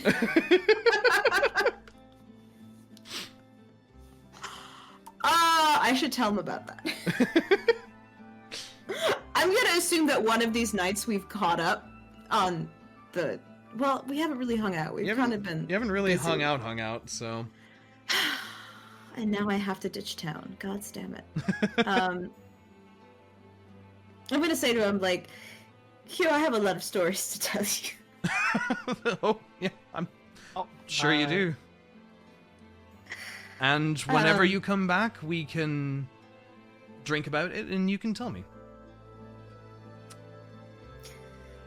Alright. Isn't there a spell for, like, sending messages across long distances? Yeah, that's the one. Sending? Yeah, that's the one? That's the one. Aptly named, okay. I don't know how to cast that, but I don't know either. Maybe one of your friends? Yeah, I mean, Sparrow probably can. I guess I can ask her to send you a funny message now and then or something, but she'll probably berate me for it. Yeah, that'd be funny. Wouldn't it be great if I was, like, in the middle of a really intense fight and then you're just like, fart? Yeah, I'll try not to distract you too much. You know, and when you do come back, we can properly catch up, rather than it being in the middle of a city being exploded. Yeah. Well, she looks at him again and like the scars on his arms and shit, and she gets kind of a sad expression on her face and says again, she's like, I'm still like I'm so sorry. Well, wasn't your fault. Not really. Just next time when I'm telling you that some bitch is trying to get you to light people on fire, listen to me, please. Okay. That's all I'm asking. Just so we don't have a repeat of something like this. Because it fucking hurts being set on fire, you know. I wouldn't know, you know, so... Yeah, clearly. Yeah. You don't look very flammable. Other than all of this, and he gestures at your hair. This looks like you haven't washed it in like a month. She lifts off like her glove where like the dragon scales are, and she's like, yeah, you know, and ever since this started happening, I feel like it's you know, fire still, it hurts even less than it used to.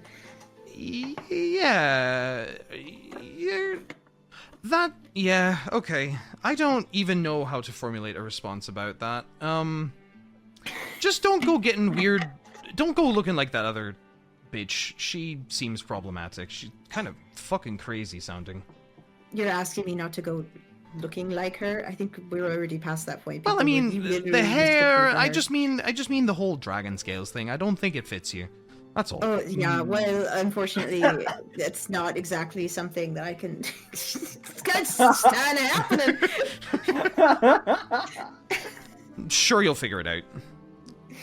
I'm actually really self-conscious about it, and now you've made me feel like even worse. Fuck. Okay. Shit. Well, you know. You see, he like wipes over one of his eyes, his good eye that still works, wipes a tear away a little bit, and it's like, yeah, all right, kind of fucked that up, didn't I? The way I'm laughing is the way that Rinn is. Yeah.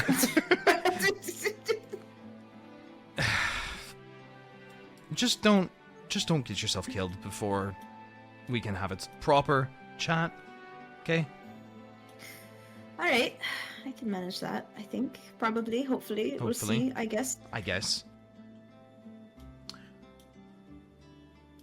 And right about now-ish, you see Sparrow moves away from where she had been standing with Thava and gestures towards Hugh, who puts his mask on. Gotta go. Best of luck. See you soon, hopefully. Wait, who was that? Who said that? To you. Oh, who? Me? Yeah, Hugh, to you. Oh, Hugh said that to me. Oh, okay. It just sounded so... Okay. Yeah. Is everybody, like, walking away from this encounter? Flicker is beginning to get up to follow and shifting back to his human illusion and... Okay. Is there anybody else in the party who is going to make this awkward, like, Midwest long goodbye, or are we going to depart? What is the vibe? What is ready to get the fuck out? Yeah, what is the vibe? We're leaving at this very second?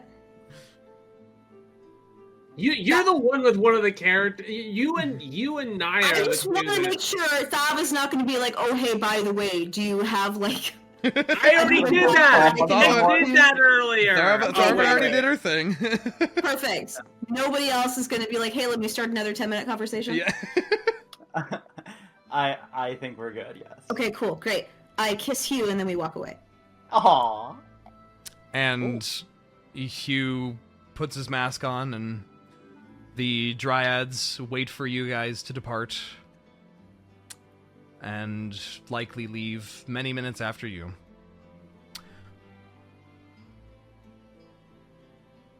The weather has shifted towards beginning to gently snow, and thick flecks of frosty water gather upon your hair and your equipment as you make your way back to the tavern in the middle of the night here.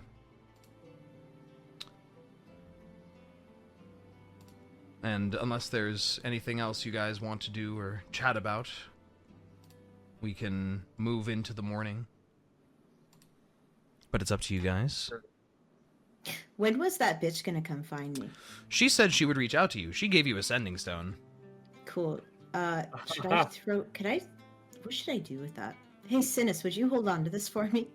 God, why would you do that? You know what? Sure. Yeah, I can hold on to that if you're not comfortable with it.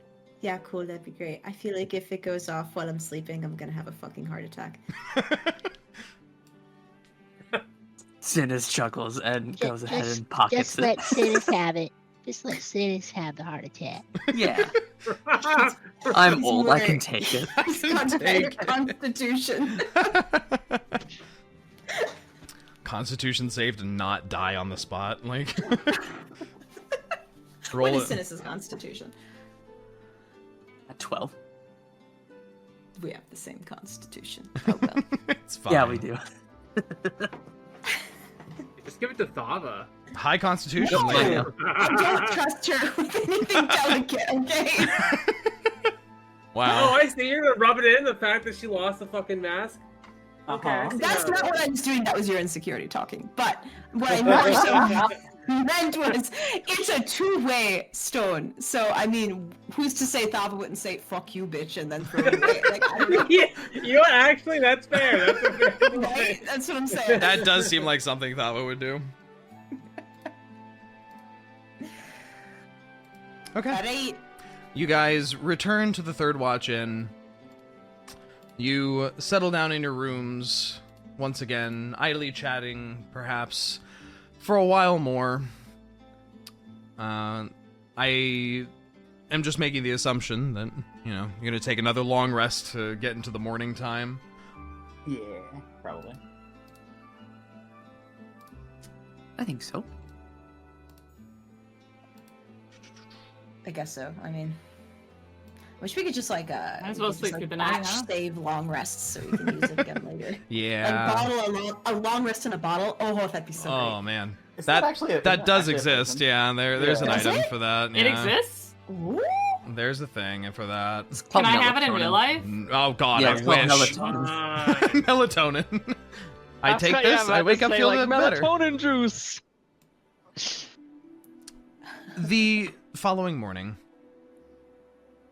I think Oh, we're not Reyka. leaving that night? Oh, unless you want to leave that night. What, thought- I thought don't know what the your plan was we were gonna is. leave right I after. don't know. Yeah, I thought our plan was to leave right after because you know someone's trying to run away from her obligations. It's not an obligation. It's a fucking cultist, alright? Come on, They're join getting the a call. The following morning, I think Reyka and Synas, you both wake up before you hear a heavy knocking first at Synas at your guys' door, and then Uh-oh. at Reyka, your guys' door. I go Is investigate this- the knocking. Yeah, Synas will do that, yeah. As you guys both peek your doors open and glance out, you see Warden Alistair is standing in the hallway and looks up to the large cat peeking out of one door and then up at you, Reyka, and goes, "May I have a word with your group? I know it is early, but I wish to urgently speak with all of you, in private, if possible." Are we getting arrested again?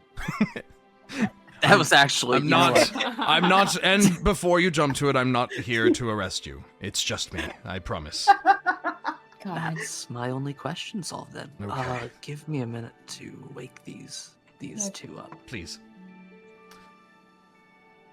Yeah, And what are is you the going room to- again? What? What are the rooms again? I Are- think it's. Is Rinn and I in with Reyka, or are we with I think- Synas? it was So? Rinn, Reyka, Niah, and then Bud, Okay. Synas, Thava. Yeah. I remember because Thava wanted to jump out the window, and Bud Uh-huh. was like, "Hey, could you stop that?" And I was like, "Yeah, hey, could you stop that?" Could you maybe don't actually? She won't jump out the window. Come on, she's About just to looking out throw the hands window. with It's Thava. fine. I don't think that's a recommendable activity. I can take her. I'd I win. don't know that you can, actually. It's gonna be one of those hand-to-hand takedowns from fucking Skyrim. Yeah. Where just like pile drives The them. suplex.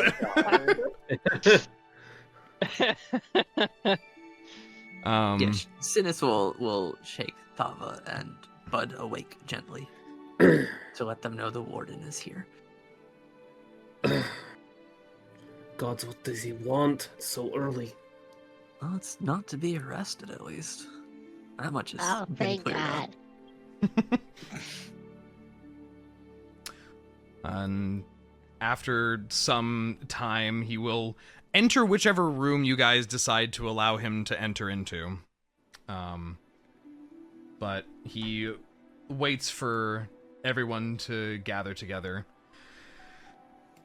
And he locks the door and kind of walks over to the window and glances outside briefly, closes the drape on it, looks at all of you with his one good eye, and lets out a sigh. You all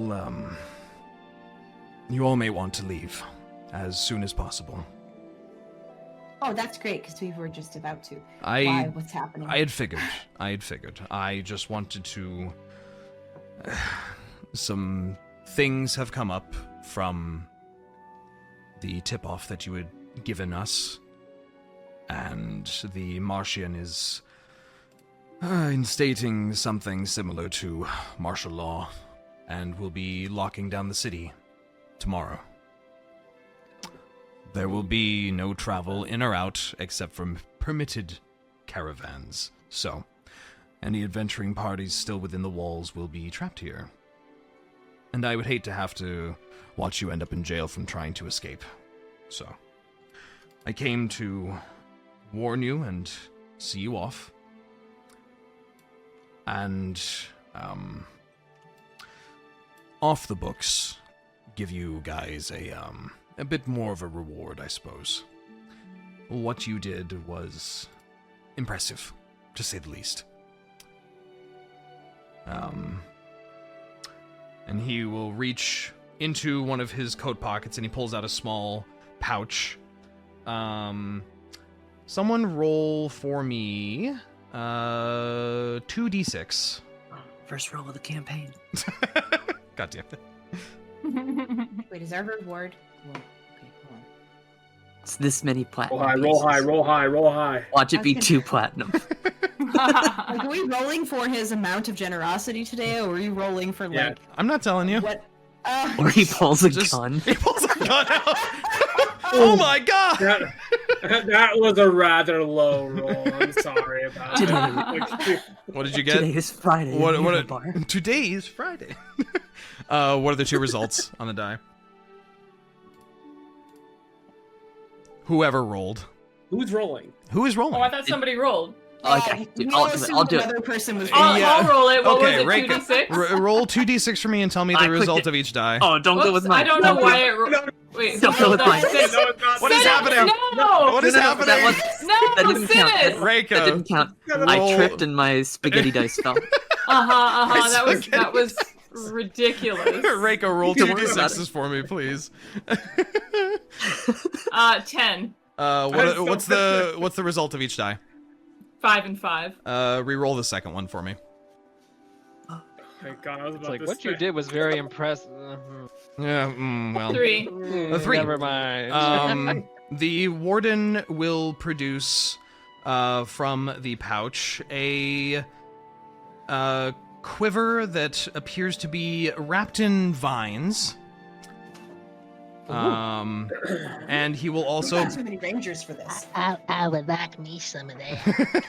and he sets it on like one of your guys' beds, and then he reaches his like entire forearm like up past the elbow into the bag again, into, mind you, what looks like a coin purse, and pulls out what appears to be an ornate fan and sets it down. And he's going to reach in a third time, and he pulls out 2 large potions full of red, glowing liquid.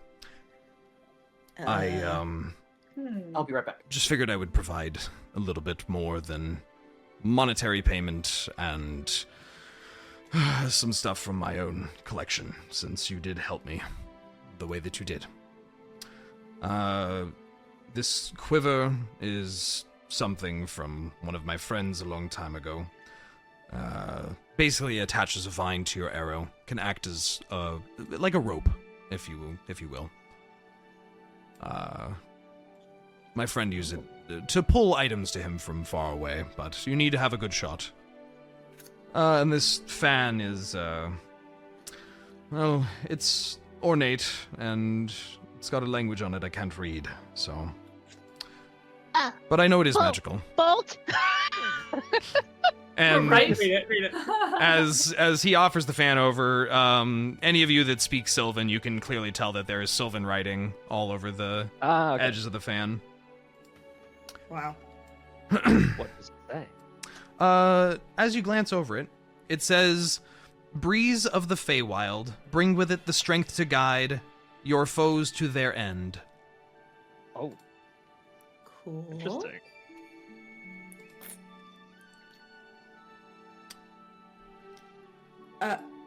Can we, like... Well, I suppose we'll have to identify that later. Or attune to it, one of the two. No, we don't attune to things we haven't identified. Hey, attunement tells you what the properties of the item are, I mean. Cool. We've had too many bad experiences. What do you mean? I like that you say that with one person in the party literally wearing a gauntlet. It's fine. It's fine. Don't worry about it. Why is everyone Nothing fucking staring at matter. Thava? Leave her alone! I wonder Do why. anything. She can't even use it. It's useless, anyways. When you all had given us the information about the Chunky Owlin, I did dispatch Yusum and his guards to go investigate. Thanks to you, we have a few conspicuous dragon cultists in our possession who are likely being interrogated as we speak. So, we From the- appreciate you. From the inn? Yes. Or... Oh. Did we tell him about the weird guards, by the way? Yes. Yeah. He didn't really have anything to say about it. No. It's just a mystery that will never be solved. It's like the chair. Could have been just a chair. You dropped that shit on us. It was more than just the chair. And you see he says, we found maps and notes pertaining to the prison and its layout in the hearth of the inn. I believe they were trying to burn the evidence, and thankfully, because of you, we were able to get there expediently and stop them. So, well done. Nice. Happy to help. I hope wherever you go next, you see as much success as you did yesterday.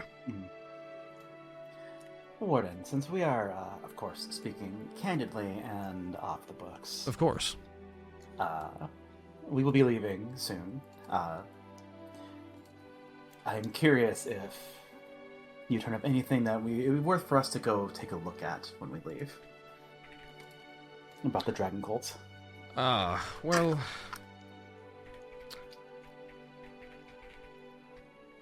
I'm not sure what you're looking for specifically. I mean, are you looking for Activity you hold out rumors for personal or... interest. Well, I will say the only thing that is new that hasn't necessarily been announced pertains to some villages being ransacked closer towards, Baldur's Gate, some in the vicinity of Waterdeep. It appears there's some widespread attack occurring, but people are panicking and spreading rumors rather than actually doing real investigation about it. So, See. So the notes you confiscated from the cultists in the inn, there wasn't any information about happenings outside of town? No, everything they had or were trying to dispose of was maps, ways in and out of the prison, which I am going to use to patch up a few of our security holes. But nothing pertaining to their plans. I can only imagine what they have use for several hundred people. And it can't be anything good. We were thinking Draco Lich, maybe. I think my Divinita agrees with that idea, based on her ramblings this morning in my office.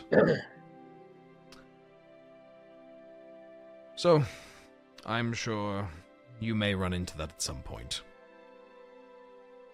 There are some people believing perhaps someone might, or some force out there is moving to start a war, do some more widespread damage, but there's nothing concrete yet. Either way, simply came to warn you. I would wrap your business up and be on your way. Thank you, Warden. And he tips his hat a little bit. This conversation never happened, as far as I'm concerned. And without another word, he turns to stride out of the room, his boots thudding heavily to the wood, as he leaves you with a few magical items, it would appear. After he leaves, Thava just kind of like looks to the rest of the group, and she's just like, Cryovane. They probably want to bring back Cryovane. You think? They took his body. Can they do that? Shit, you're right. I They did. Why didn't. did we think of that? I didn't make the connection until just now, but Well, why would you let them do that? There was a Thava there just was gives a Niah this citadel. fucking look. flying citadel. I get that you weren't there, but they had a flying citadel, a flying fortress. Oh, You think we could thought we'd take- be nice? Let them have it. Yeah, what Bud said. But it would make sense. We know that they have his body.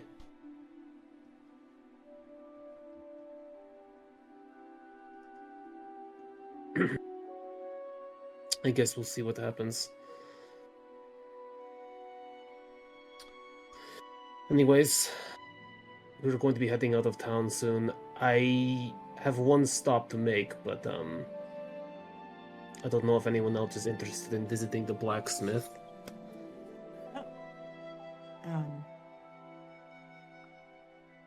I mean, if tensions are high in the city, we should probably stick together. So I don't see why we wouldn't all go together. Makes sense. Alright, fine.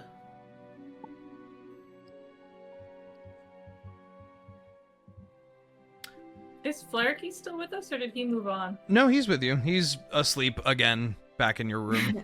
Since Oh, he that wasn't really tracks. part of the conversation, he's just kind of one arm covering his eyes, just snoring open-mouthed in the corner. Yeah, that's Just- that's pretty on brand. Classic Ugh. Flarky. Yeah. Oh, Flurky. Oh, that guy. You escaped. Ba-da-boop.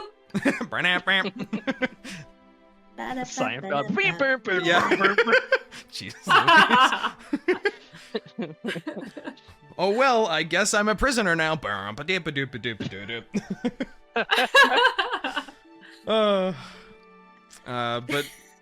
not too long after the warden leaves, Flaherty is getting what little he has with him, which is mostly just what's on his back and a change of clothes that he got from the innkeeper. Oh, how generous. And he, as you guys are starting to get ready to go, kind of pops out around the corner. peeking into the room, immediately goes up next to Reyka and goes, I think I'm going to find the next caravan going to Neverwinter as my first step. So if things go sideways, that's probably where you'll find me, I think. Okay, Neverwinter. Good to know. You could also check out Fandalen. Yeah, I don't know if small town's really my vibe, honestly. I do like big city. It's, Reyka and I are from the middle of nowhere, basically. I mean, there's like nothing in the Snakewood, so it's kind of nice having a lot around us. It's neat. Well, you should go to where you're happy. Just stay out of trouble, please. Yeah, I'm gonna. I'll stay. I'll be good. Yeah. I'm not gonna get in your guys' way. I guess if I need to reach out, I guess you guys will reach out. Reyka, you'll find me again, probably. Oh, yeah. Okay. I always gotta check on my little bro. Yeah. Okay. Yeah. She goes in for a massive hug. Yeah. Okay. And he hugs you back firmly for way too long. Oh, way too long. Way too long for everybody else's comfort. Everyone. We are having a great time. Everyone else is. Or so she thought. Or so she thought. Everyone's actually having a terrible time. Not so simple. It's not so simple. But after 5 minutes of hug have elapsed, he finally lets go of you and pats you on the back and starts going around and giving everyone else a hug now. He starts at Bud, then he goes to Rinn, Fucking weirdo. and then Niah, and it's not the same length, but it's a minute long. And he's just constantly thank you guys for saving me, and keep my sister safe, and she'll keep you guys safe more than anything, I'm sure, but it'll be funny. You'll have to tell me how it goes. I'm talking way too much now, aren't I? Okay, I'm gonna go before you guys hate me. Final thought before you run off. Yeah. You're taking a caravan to Neverwinter. Do you have money for the travel? I was gonna offer to help lift stuff and kind of, they always need caravan hands. So there's some big groups that travel through here. How big are this boy's arms? He's on a scale of Bud to Thistle. He's more Thistle. Okay. He's really Tone, honestly. I mean, he was working back-breaking labor in a fucking mine for... That's a fair point. He's been working in the mines. And Bud was a farmhand. So, True. And he's one of the best shots Also in the party. Also an archer. Yeah. Half this party is pretty fucking built well, I think. And then there's me. And then there's Niah. I know I it isn't picked much, the wrong but adventurer on my scale. On the scale of very muscular farmhand archer to buff butch barrel lifter, where are you on the scale? I would say on a scale of Synas with his belt on to Synas with his belt off. Oh, that's a good scale. Okay, we'll go with that. yeah, I think I have 10 strength without it. I Yeah. can't remember. It's been Something like so that. long. It's less than Rinn, actually. Yeah, no, it's God, I have to find out now. But Synas for the code. road, Synas will offer Flaherty 5 gold. It's not a lot. Oh. But just in case somebody doesn't need work, you at least have something to fall back on. Isn't that 5 months of wages? That's 5 weeks of wages. Okay. Still a nice chunk of change, yeah. Yeah, that's a third of what Synas has. He takes it from you and is just I mean, thanks. Yeah, thank you. That's really Of course, sweet. don't mention it. Why didn't I think about giving my own brother money? I mean, you kind of did a lot for him. And you already put down $2,000 on him, so. Wait, did you? Except ever you have to didn't pay have him? to No, I pay. never ever. I have all this money that I never had to pay out. Yep. You know, that would be a really wonderful roundabout way to circle that story really pleasingly. I feel like it should. Reyka should have done that. Here's the money I've been saving up for you for all these years. For literally the last, like, multiple months of adventuring. You know what? I'm gonna give my brother 100 gold to Holy get him going. shit, okay. Synas gives him 5 gold. Reyka comes in and slams 100 gold in his hand, and he's just Sorry, like, I don't mean to like overpower your generosity, but I didn't even think about giving my brother money after he's got nothing. yeah, whoa, oh shit, okay. I'm just imagining Well, the I'm group. gonna give him 500 gold. Whoa! Guys, this is not Dorks Wars. Come on. Synas is just like, I honestly didn't realize my friends were carrying that much gold. Wow. You've been giving Okay, it then. away this whole time and I still have so much gold. Yeah. No, Synas doesn't keep track of any of that. He It's just not good gives with money. he gives you guys a couple final hugs, and with his 105 gold safely pocketed, Don't you dare gamble that. promise. As he's like walking down the stairs, and you're not sure about that. Yeah. No, that's probably He's gonna be gamble that. that's gonna be like 10 gold by the end of the week if he gets to Neverwinter. As long as he doesn't end up in prison again.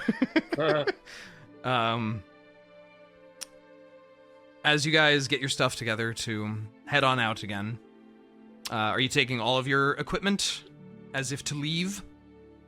Might as well, huh? I mean, I Just in imagine, case. yeah. Oh, yeah, I hear you. Yeah, we probably should. As you hit the bottom of the stairs there, and you see the gnomish gentleman glance over and goes, you guys are heading out. All right. Gonna need to collect some room fees from you guys. Let's see. Was it 5 days, 2 rooms, 6 people? If you wouldn't mind handing over 15 gold for those rooms, that'd be great. No. We just gave all of our gold away. We don't have any more. Highly doubt that. And And if How that's many the rooms for how much? 15 gold for total what? a total of 15 gold between your 2 rooms. I'll pay it. Okay. All right. Appreciate it. You guys have a good one. Been interesting having adventures in the tavern. I don't know if I'm gonna repeat that. Wow. Jeez, tell us how you really feel. I mean, it's fun, but also kind of scary. Not gonna lie. And as he goes back to cleaning the inn, all of you almost simultaneously lock eyes with a white furred tabaxi sitting at the other end of the bar, Fucking who kind of is just sipping on something and gives you a little like pinky wave. Around the inn, fairly empty. There's like 1 or 2 people having breakfast here. There's also an elderly looking gentleman, 2 gentlemen with very pale white hair in the corner that look to be morosely slumping over their tables.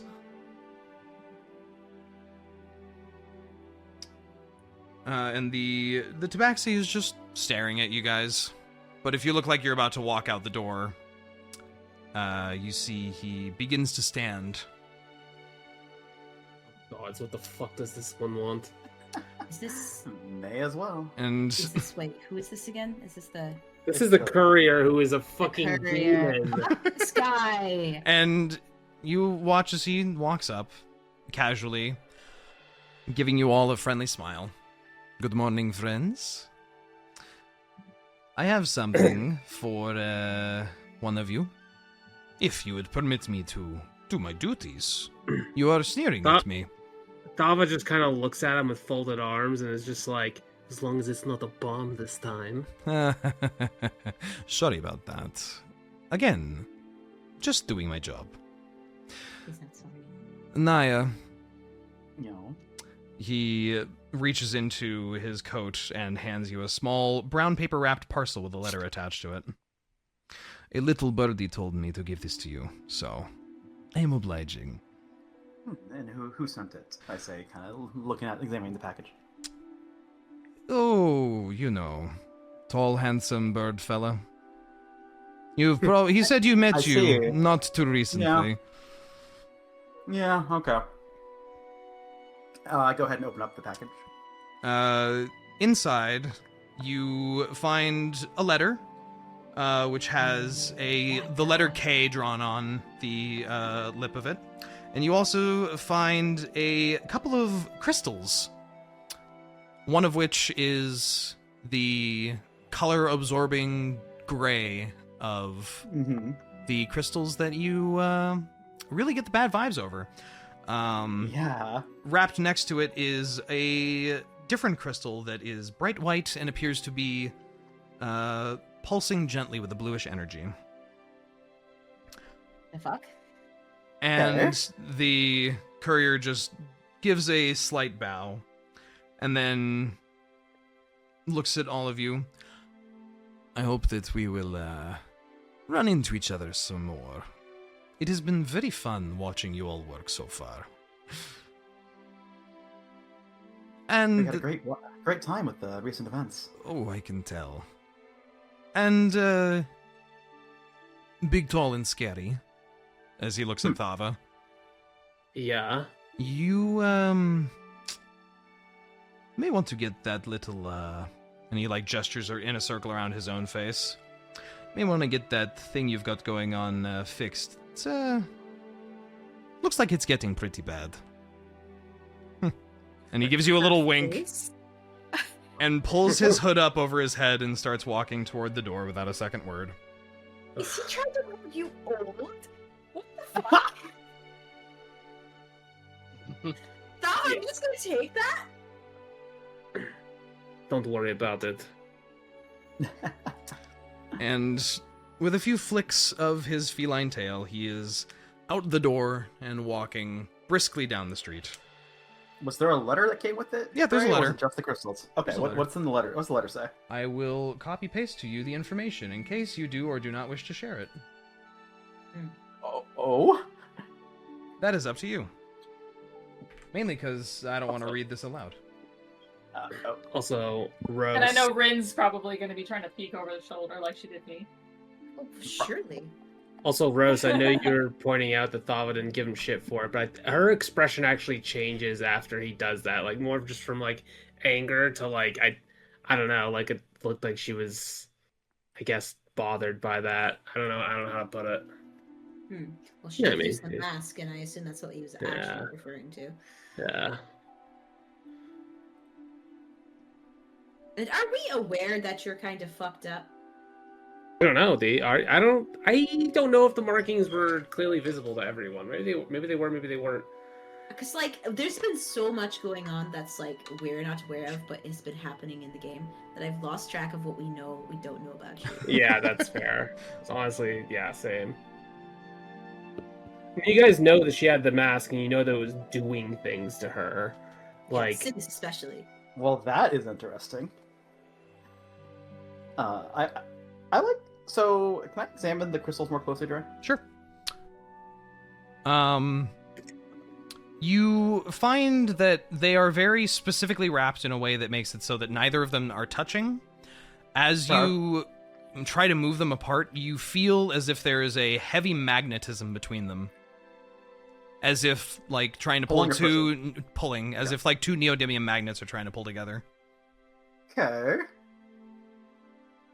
But one of them appears to be that very familiar, awful crystal, and the other is very bright and is kind of illuminating your whole face as you get close to it. Interesting. Who sent this to you, Niah? Can I peek been... over her shoulder and see what was in the letter? I knew it. I go ahead and let's see. Was there anything I actually need to worry about here? Well, no, there's not. Okay, I'll go ahead and share. I'll go ahead and share this letter. So okay. I put the letter in party notes. Yeah. Hey.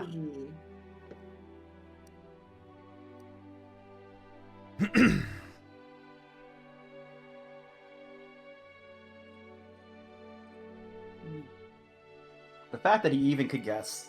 It wasn't his first guess, but could even guess was interesting. So it was. He's confirming that it was indeed him, even though Yes. he denied it. Yes, I mean he was. Okay, do you think he's gonna fucking admit to being that in the middle of a fucking tower, wizard I tower? don't know. I expected him to just hold his guns and hope that we're dumb enough to believe him.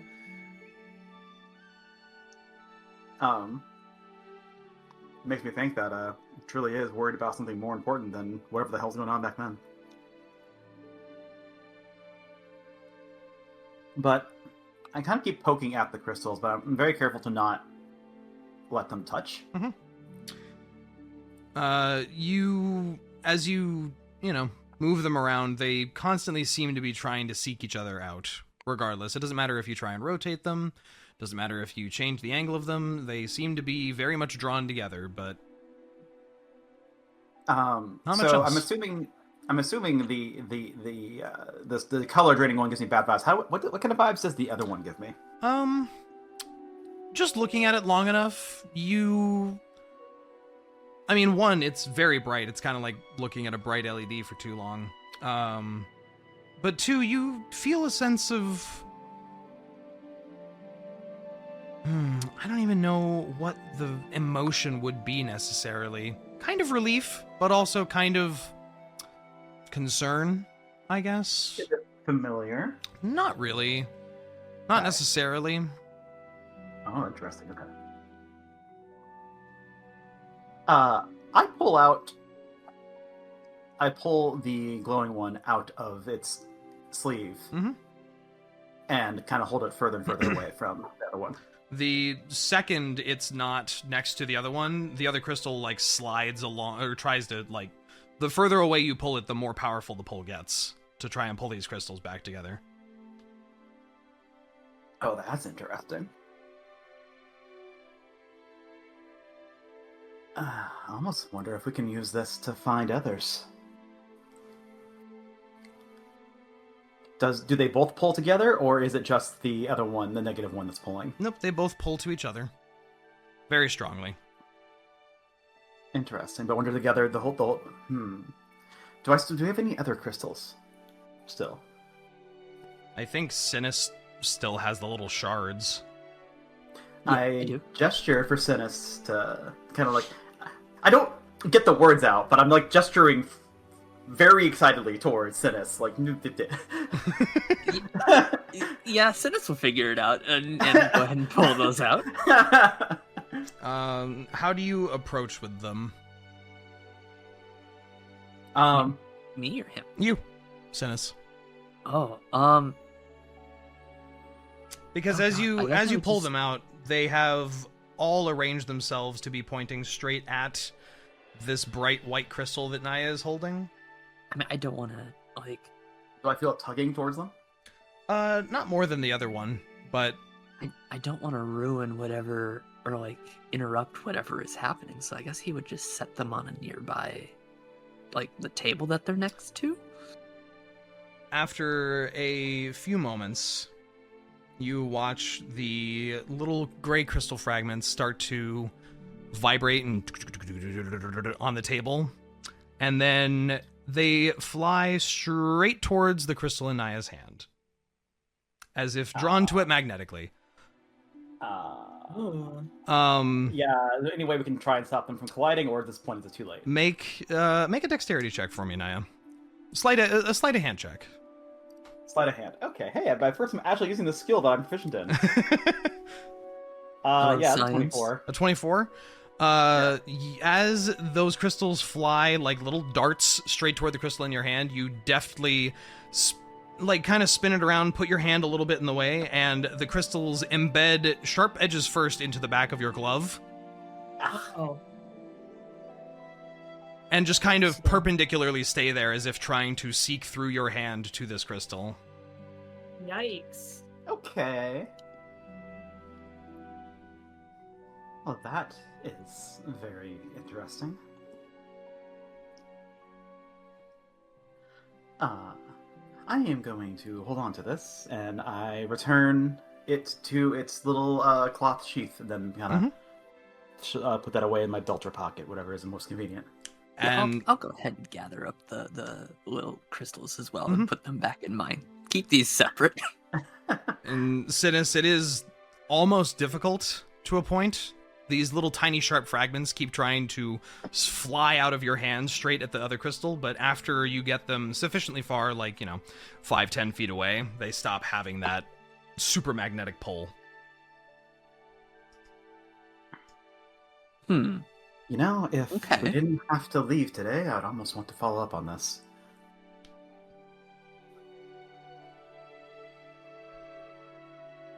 Because this is very interesting. I mean, assuming he's even still here, he may have left this to be delivered and then ran off to who knows where. This is true.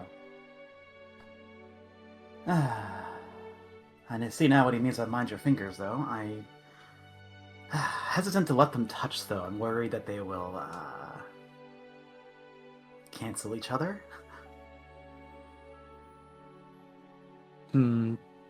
This is a long shot. Could I make an Arcana check? What specifically are you seeking? Like, the crystals before just kind of acted like a compass. Mm-hmm. I'm curious what kind of material or rock could cause another type to become, like, almost magnetic like that. Like, do I know of anything? Is there any kind of magical property that could do that? Yeah, make an Arcana check for me. 27. That's high. 14 plus 13. After you think about it for a few moments, you come to the conclusion that perhaps it's less of a material property and more of the properties of the magic within both things. This, to you, seems like the weave itself trying to right an imbalance by bringing together two things. Now, whether it's destructively or creatively or whatnot, you are not sure, but... Can I make a second Arcana check to see if I could think of an example of that happening and if it's been explosive in the past? Yeah. I'm gonna say that's gonna be a DC 30, though. Oh, okay, yeah. Are you capable of that? Oh, am I allowed to add a guidance after the fact? I'll allow it. Oh, let's do a coin flip.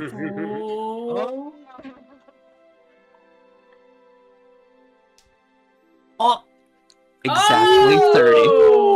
I guess it wasn't really a coin flip. It was like a 75, 25. But well, I mean, can't do math. D4s are always either 1s or 4s, so it's, Well, that one was a 2. Okay, So well. exactly 30. Okay, exactly 30. In the past, in what you have studied, you know that there are certain types of magic that, when certain planes of existence collide that are opposites to each other, things like the Feywild and the Shadowfell colliding together, things like the material plane and the abyss colliding together, there are often eddies in the currents of the weave and reactions on the scale of, large explosions that can cause craters to massive incursions, portals being opened in the wrong way, to the wrong dimension at the wrong time. Something on this scale, you're not sure how destructive it could be, but this very much smacks of the universe trying to correct something, and it might not care how dangerously it does that. Right. Yeah, so, let's not let these touch. I'm glad you made that sleight of hand check. Okay. Oh, and obviously I passed that along to everybody. I'm not keeping that secret. Yeah.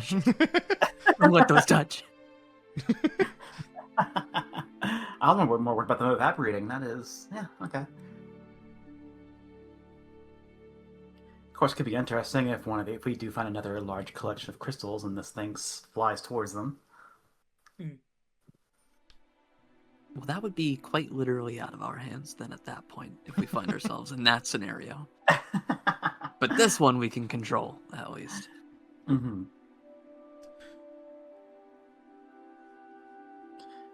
Well then, and I'm assuming the tabaxi already left? Oh, he's gone. Yeah, okay. He gave you that, gave Java a bit of... Java? God, my brain doesn't work. Thava a bit of a jibe, and then walked out the door. Jeez Louise. Mouth-brain connection isn't there today. And I think now's a great moment to take a short break. Real quick. Mainly because I need water. Okay. Yep, I'll be right back.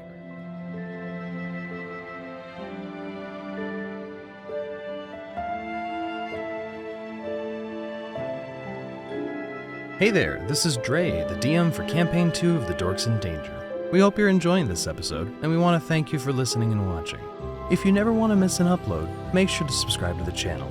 Share it with a friend if you like what we're doing here, or leave a comment. It helps us out. Remember that we upload every other Monday. And now, back to the adventure.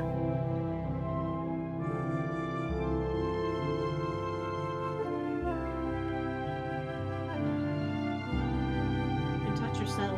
You can. Oh, yeah, you know it. And we're back. Okay. On that note, that's staying in. Wow. That's staying in. You guys are in the first floor of... What? What? It's fine. In the first floor of the third watch. The audience knows what we're like. Yeah, at this point... Folks at home, if you're still watching, you know what's going on here. We're a bunch of goofballs. You are on the first floor of the third watch inn and tavern. On your way out the door, question mark? Yes. To head to the market, Yeah. question mark? Yeah. Yes, yeah, yes. Okay. Uh-huh. Uh-huh. Yeah. I'm just making Staying sure. together, right? You're all staying together, question mark? I think so. I think so. Yeah. It's probably a good idea. As you guys leave the tavern and head toward the main street, emerging through the winding streets here. I changed the music. For some variety. You see further up to your northeast, at the other end of the large garden leading to the cathedral area, and standing on the stairs, you see a massive gathering of people in front of the large set of stone stairs that head up into the cathedral district. Standing upon these many steps are an entourage of guards surrounding several people in gently glinting, flashy, gem-studded armor, standing in the center of the stairs. Even from this distance, you can make out a large group of clerics, which appear to be praying, their hands folded before them. Preying upon what? They just, well, okay. That was a bad joke. Go ahead. You can keep going. You're so funny. There appears to be a heavy-set dwarven man standing at the center of this all with a bright red beard and a striking outfit that is mixes of purples and yellows along his trousers to reds and greens in his coat and vest. And his voice appears to be being projected magically, as his... someone this far away wouldn't have such a booming voice. Perhaps he's using thaumaturgy, in this case, to project. You hear echoing out throughout the square as there are hundreds of people gathered ahead here. As we return the lives of those we have lost to the Great Forge, and they commence their journey into the afterlife, we must not lose sight of what matters. Strength through unity. Let us not fear, for we shall root out our common enemy, and we shall be victorious. Our best inquisitors strike out now in greater force than before, and those responsible for the injustice brought upon this city will be brought to justice. Stay vigilant always, people of Mirabar. And there is an uproarious cheer from the crowd. Meandering on further, you find the market itself has become less of a market, as the large guard tower at the entrance to the market square area has collapsed. The central market has a pronounced crater in the middle of it, right here. And the 2 blacksmith shops on the northern side of the market are completely destroyed. You see several folks are still in the middle of clearing rubble, fixing windows and rooftops, repairing tents, and many of the central stalls that you had seen prior that had been selling food or treats or little knickknacks and whatnot have been replaced by equipment stations, places to get lumber, to get metal, to get all sorts of things for repairing everything. And there's a bustle of community trying to come together to fix this staple of their city. Oh. The panic that had been present the day prior seems to have been replaced with a driven motivation. The blacksmith shop that you had visited before and its neighboring competitor have been reduced entirely to rubble. And I assume, Thava, who you're looking for. Yeah. You spy the large frame of Charlmach amidst the rubble, single-handedly lifting away large fallen beams from the structures of the buildings, and setting them aside, helping the other dwarves and humans that are working here. She looks to be fairly bandaged up and a little beaten up.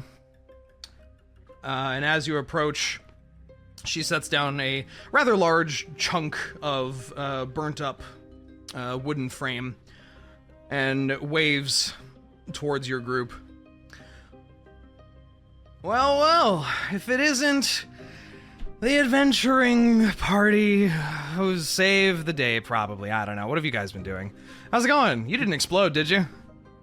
Oh, yes, I did. Oh, shit. Well, that sucks. It did. It very much did. Did you look okay, at least? Better than this fucking piece of shit back here. As she gestures to the buildings behind her. What's going on? How can I help you guys? I hope you're not here for, well, and she looks back at the building again. Anything, because I can't help. We're a little closed today. Hope you're not here for weapons or armor, because that ain't happening today.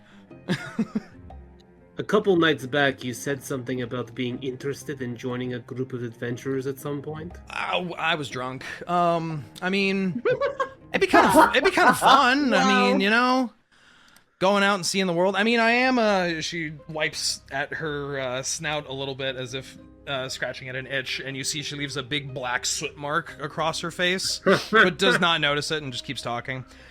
Like, honestly, you know, I think after being exploded, I think I'm done with this city, so I'm gonna pack my shit and move on.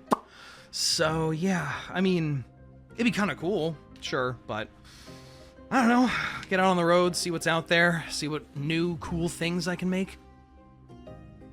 We could always use somebody like you with us. We could use someone who can help keep our gear in good condition and maybe make some new stuff for us.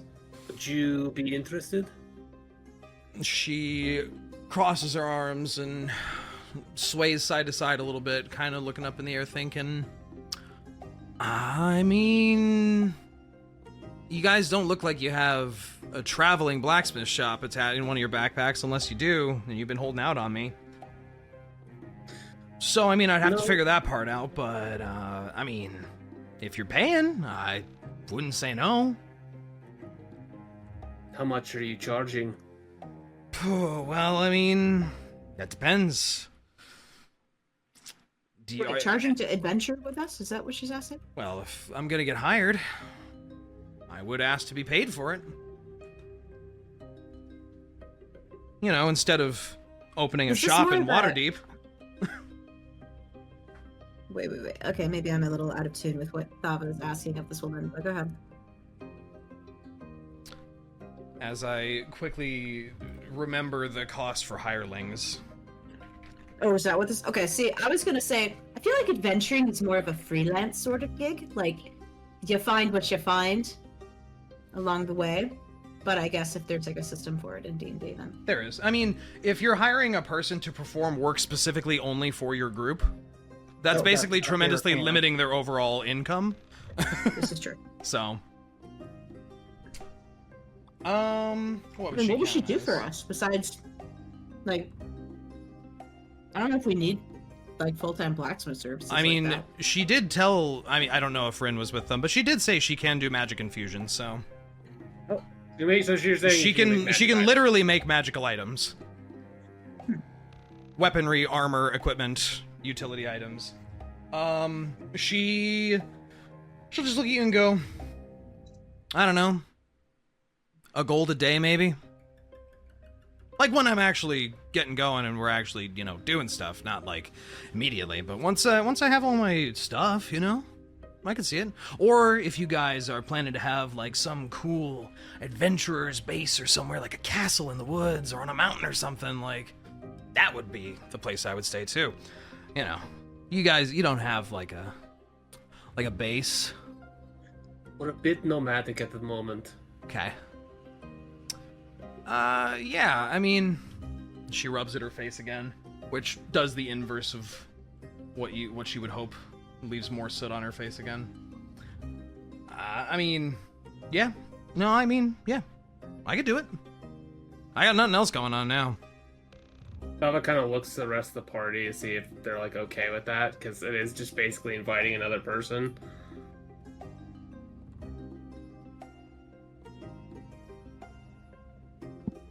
Reyka shrugs. As the party silently deliberates. Like just like staring like blankly. Dude, I don't know. Like infusing weapons and armor, is that something we really like, need long term, or is it something that's? I don't know. Are there any magic items you really want, especially the cheaper end ones? Well, I could use a ring of spell storing, but that's less of an armor weapon thing. That's more of a item thing. I think a wizard would be more likely to make that than a blacksmith, despite how, you know, big and dragonborn-y she might be. For brevity, I will say she is capable of, if it involves metal, she can craft it into a magic item. Whether that's jewelry, whether that's weaponry, armor, it doesn't matter. She can make it for a price. As long as it's metal. As long as it's metal work.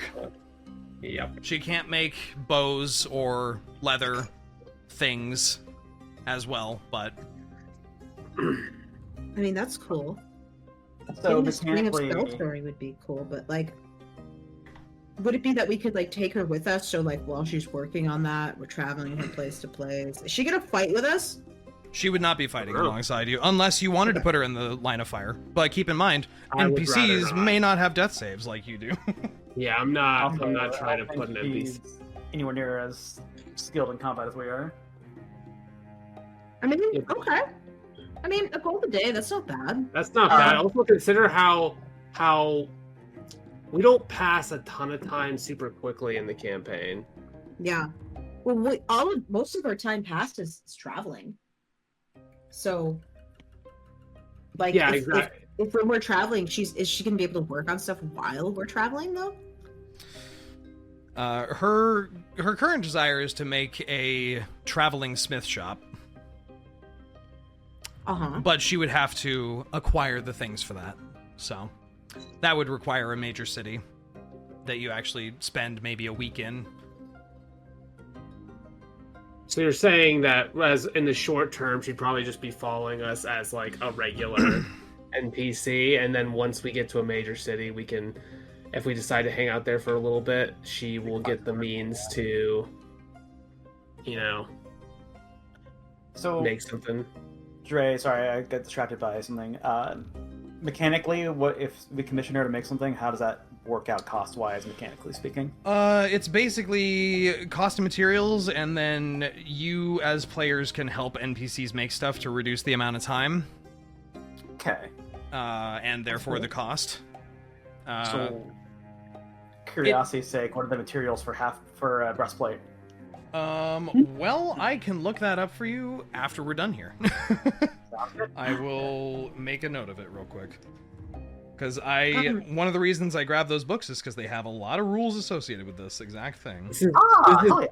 This is potentially a big cost-saving thing, and also if we really need something made with metal or something, it could be... Yeah. Yeah. Question. It would probably be to her benefit that we tell her that, oh, by the way, the city's about to go into martial law and you probably won't have very many adventurers. That's exactly what I was also going to bring up, too, in a moment. Especially if she wasn't super into the idea, but since she is, then it's like, okay. But we'll just tell her, hey, listen, if you want to do this, you have to do it now, because starting tomorrow, it's going to go into martial law, and you're not going to be able to leave, so you have to leave today.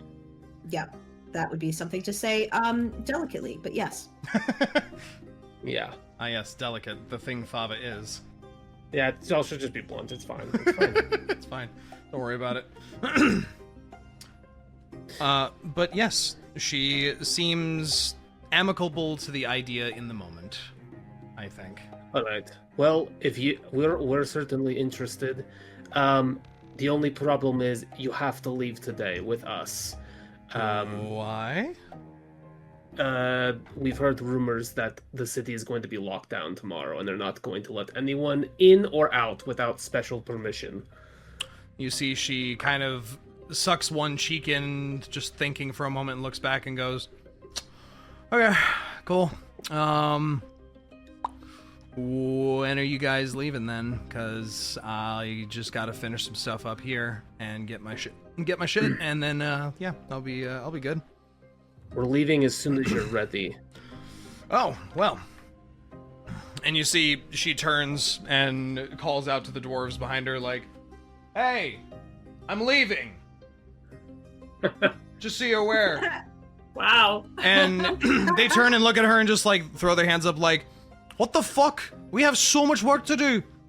And she goes, I don't work for you anymore because you ain't got a fucking building. Okay, I clear some shit up. I'll go grab my shit and meet you at a gate, I guess. Give me 20 minutes. Sounds good. That's how long it takes for her to pack up her life and come with us, is 20 minutes? I mean, her whole shop just burned down, so I mean... Yeah. My life just exploded, actually. So, kind of problematic. But she turns and lumbers off to go find her stuff, likely buried in the rubble of the building. But she will follow after you guys as you go to leave. All right. Oh, yeah. New party member. Ooh-ah-ha. As we play around with having a hireling in the party.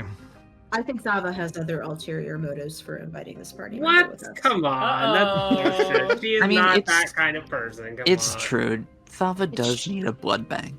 Ooh. Damn. Oh my god. No, a lot of people think they're just not that person, until they meet the right person, so. Yeah, so true. Just personal opinion, I'd go with a blood credit union myself. Instead of a blood bank. You do get better percent interests out of credit unions usually. Synas. Oh, hi. Hi. Where's my music? No, don't change music after you say my name. Wait. Hi, Synas. Hi. The sending stone in your pocket begins to buzz.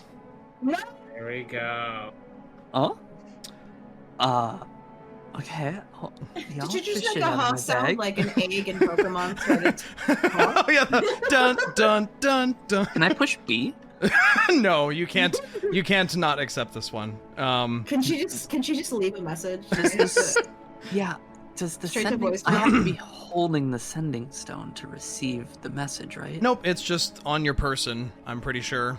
Oh, okay. So, does it look like just a normal stone? Yeah, except, where, like a normal sending, the stone itself is covered in, and as we described this to Rinn in the moment, is covered in, like, draconic and little phrases and runes and... as it begins to vibrate and buzz as you get a call on your sending stone, in your head, you will hear, in that woman's voice, "To the north, a way house. Come alone. I will tell you of your place in our father's plans. See you soon, sister. You've 2 days." fucking north. That's where we're going. Don't tell me about it. Synas, don't tell me about it. I don't know Synas about it leans over to Rinn yet. No! and nudges her slightly. Wistfully, I don't care. Don't. And he whispers, he's hold on. He kind of lowers his voice while they're talking with our new hireling, and asks Rinn, "Do you know anything about a way house by chance to the north, or What's anything of this region, really?" I got here the same day as you, but I don't, what is a way house? It's a What? it's a That's by the road. question, It's- God. What is? Think of a rest stop. Think of a small cottage with several rooms that travelers could stop in. Is it like where that orc was on that mountain? Yeah, kind of that kind of thing. Yeah. Half orc, whatever he was. Anyway, that's all. Second question for you, Rinn. You How changed do the you- music just for that? Yeah. How do you feel about camping rather than staying at a way house on our way up to the observatory, assuming we're still heading up there? Within, say, the next 2 days. That's really oddly specific, Synas. I feel like you're hiding something from me. I just get the feeling you wouldn't want to know that your sister has already contacted you. Oh, Jesus, what? I don't have a fucking sister. Who are you talking about? That fucking... You gave What me did she say? You gave me the sending stone. I assumed it was your sister, given she said sister. Maybe she got the wrong number. I don't know. I think it's just tied to the singular rock. I've never heard of a sending. The point is, I can investigate that later if you wish. But for now, you apparently have 2 days to head north to a way house, and you're meant to come alone. Do you want me to respond? You handed me the stone. I don't quite know. That was so I wouldn't get the message and get a heart attack. Right. First. Well, we missed the heart attack part. You got the message. I apologize about that. But you do feel fine, yes? With what? No, I'm not fine. We're not going there. Right. So you're fine with camping then, yes? Camping sounds great.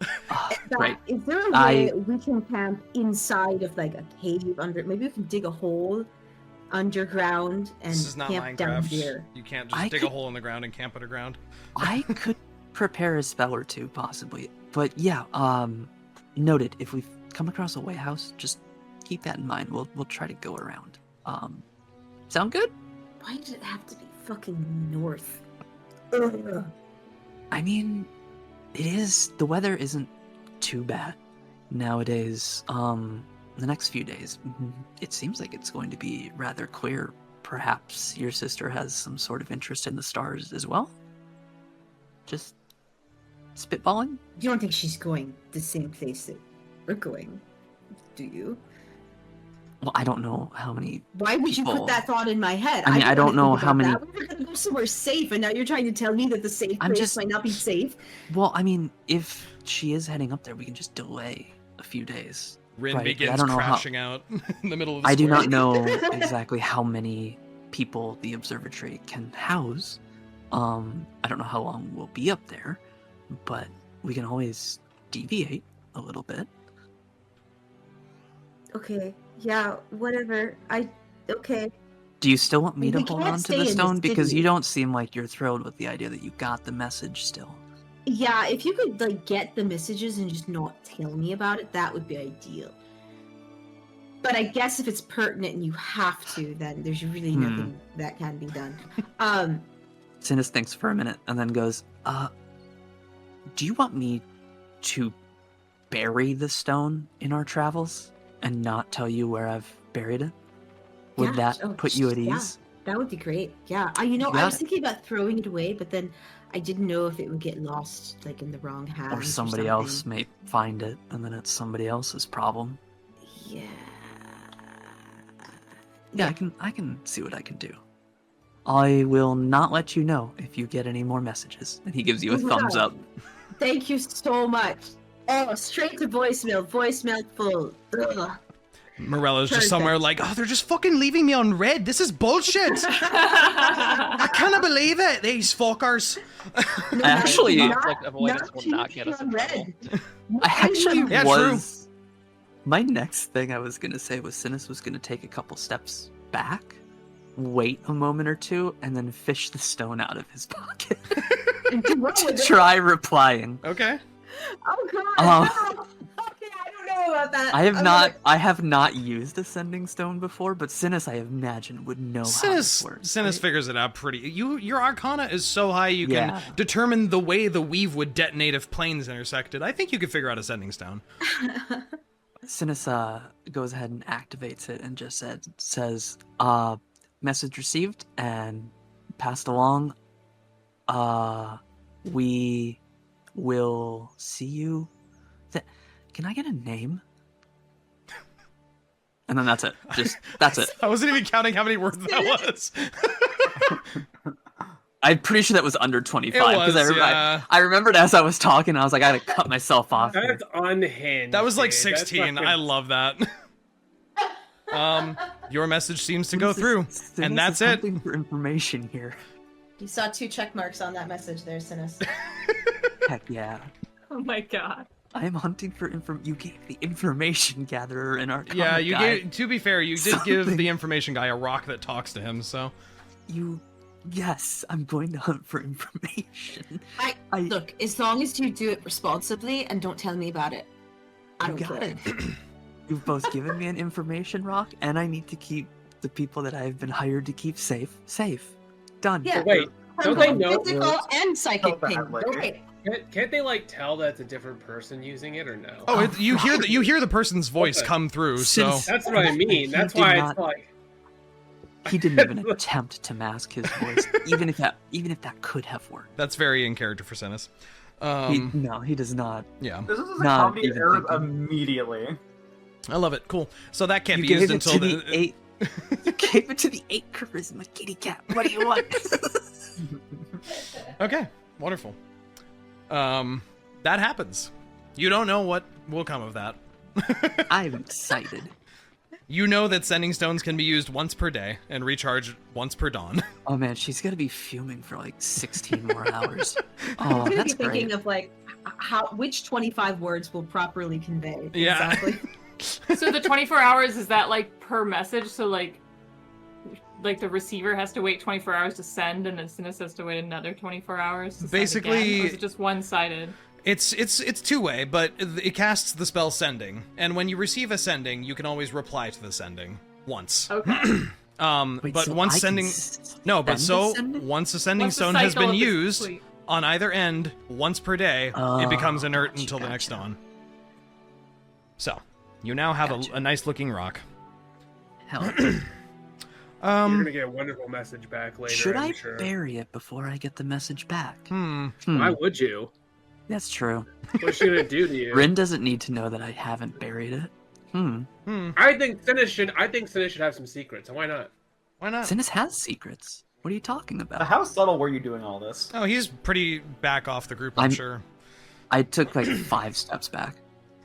And you just said all this aloud? I mean, you can I mean, say he it kept- quietly. He lowered his voice and was like talking into the stone. Okay. He wasn't just like standing out in the open in a plaza being like, "Hey, can you hear me?" Hello? Is this thing on? Like he was not being the most discreet, but he was also not hiding it. It's very much like disaster. This is gonna be hilarious. it's very much awkward man is fishing for information, but is also just trying to be pleasant, but also knows that he probably shouldn't be doing this, but fuck it. Oh my god. Alright, well, don't fuck up my backstory, okay? No, What's gonna end up you know what? happening? You won't know. Thumbs up. We're gonna have to Thumbs stop up. into this place on the way up north, and it's gonna get really awkward because all of a sudden, He's not gonna tell us that he actually just led us there. yeah, He's like, instead of like one person, like expecting to meet one person, they're gonna expect a whole group of people, and they're gonna lay up a fucking ambush and shit. It's gonna be great. I don't know what the problem is. I have a spell scroll for Liamon's tiny hut. We don't care. That's perfect. You, yeah. Okay. I don't have secrets. I have secrets. Wow. Hey, Bud. Oh boy. What would I do? As you guys are kind of hanging out, talking here, Bolt comes up to you, and he appears to have a piece of paper in his mouth. Where'd you get that? Some nice fellow was handing some out. I figured I'd take one for you. Oh, like a courier or He's just... some. He nods over to someone who's walking through the plaza, just handing out what appears to be a stack of parchment. Oh, okay. Let's take a look. And as you take this piece of paper, it unfolds into what appears to be almost like an advertisement, in a way. On it are several different little advertisements, things that are in the north quarter of the city, shows, this and that, the library. In the bottom right corner, you see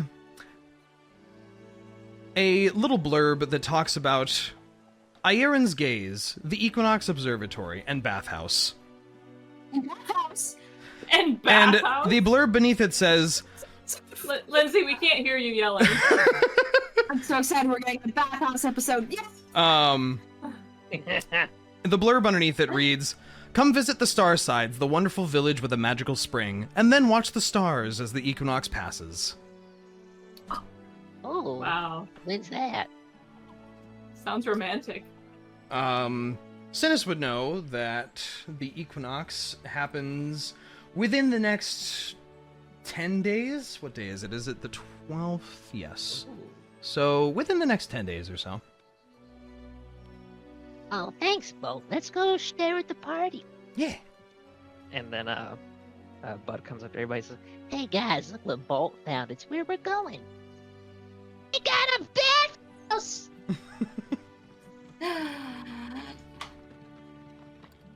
Oh my god. Wait, I missed it. The Guys, we have observatory been has a waiting for bathhouse? this. Well, the village nearby does, but I Oh, need okay.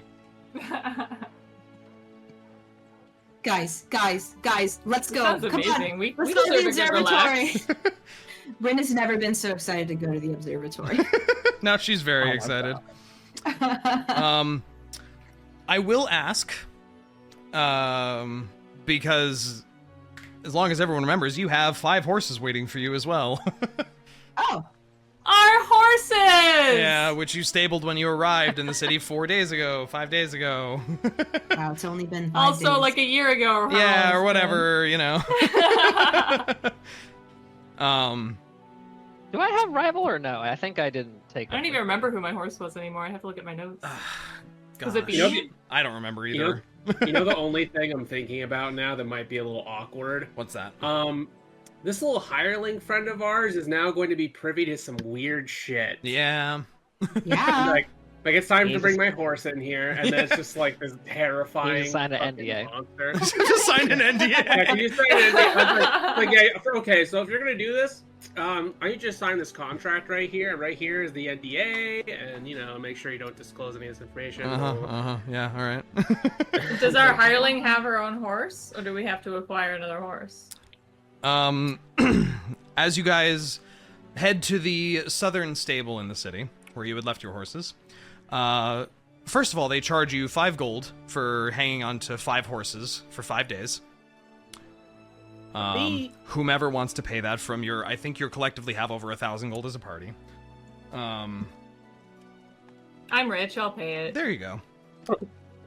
Thanks, Reyka. You gather your horses, and Charlmach, she's not sure that they necessarily have a horse that's fit for her, because she is a half-dragon, which is technically larger than Dragonborn. Oh. This I did not know. Yeah, she's huge. Yeah. She's Like a draft horse or something? That's Yeah. why you like her. She's gonna She's gonna get out her coin purse that has quite a lot of gold in it, and is going to get herself a draft horse as opposed to a riding horse like the rest of you guys do. So she can't quite move as fast as the party under full gallop, but it ain't walking speed. This is almost like gender swapped big guy and bigger guy again. Yeah, kind of. What? That's from our other. Yeah. Dre's character is named Big Guy. Yeah, his nickname is Big Guy. He's a minotaur. When his brother, he's just like a little bit taller, and Yep. so we're just like, so big guy and bigger guy, Yeah. right? That's. God damn it! God. I don't want to think Ever so about slightly. Bran. I don't want to think about him. He's like Don't if bring him Prince, he's like if Prince Charming from Shrek were a minotaur. Yeah. Leave me alone. Leave me alone! Ah! God. And with your party gathered, you begin making your way to the north of Mirabar. And the music perfectly ended right as I said that. What the Yeah, it sure did. All right. Hell yeah. All right, we need travel music. Give me some... Yeah. Great. Wonderful. You guys set out, and we shift away from the miraculous city of Mirabar, back to the world map. I missed that place. It was pretty cool. You did a good job with that, by the way. Thanks. What? Mirabar? Mirabar, yeah. Well, yeah.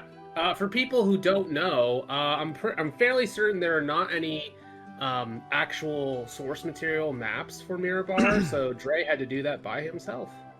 Wow. I used Based some on the written references that I found mostly from Yeah. one of the old DOS games.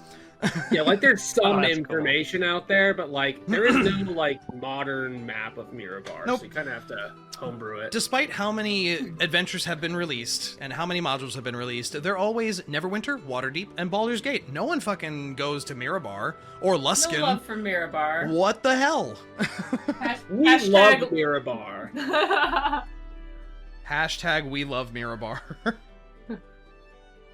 Okay. Get a t-shirt. Mirabar. It's not that bad. It's not that It's bad. not that bad. That's crazy. Looking at my now accurate measurement that I can do on this map, it appears you have roughly a 40-mile travel ahead of you. Which your horses, I believe, can make in a day. As I double check my... Where is it? Travel speed by horse. 600 feet per minute, so 55 miles a day. Yep, that checks out. That works out. Okay. We're just gonna walk right by the Way House. Yeah. Just screw it. Skip that side quest. You cross down a series of steps and gates that lead out of the northern end of the towering walled city of Mirabar, leaving some newfound memories and some old friends and new friends behind you. Some trauma. Some trauma, yeah. Though I think the trauma stays with you. I don't think you can leave that in the city. Oh, that's true.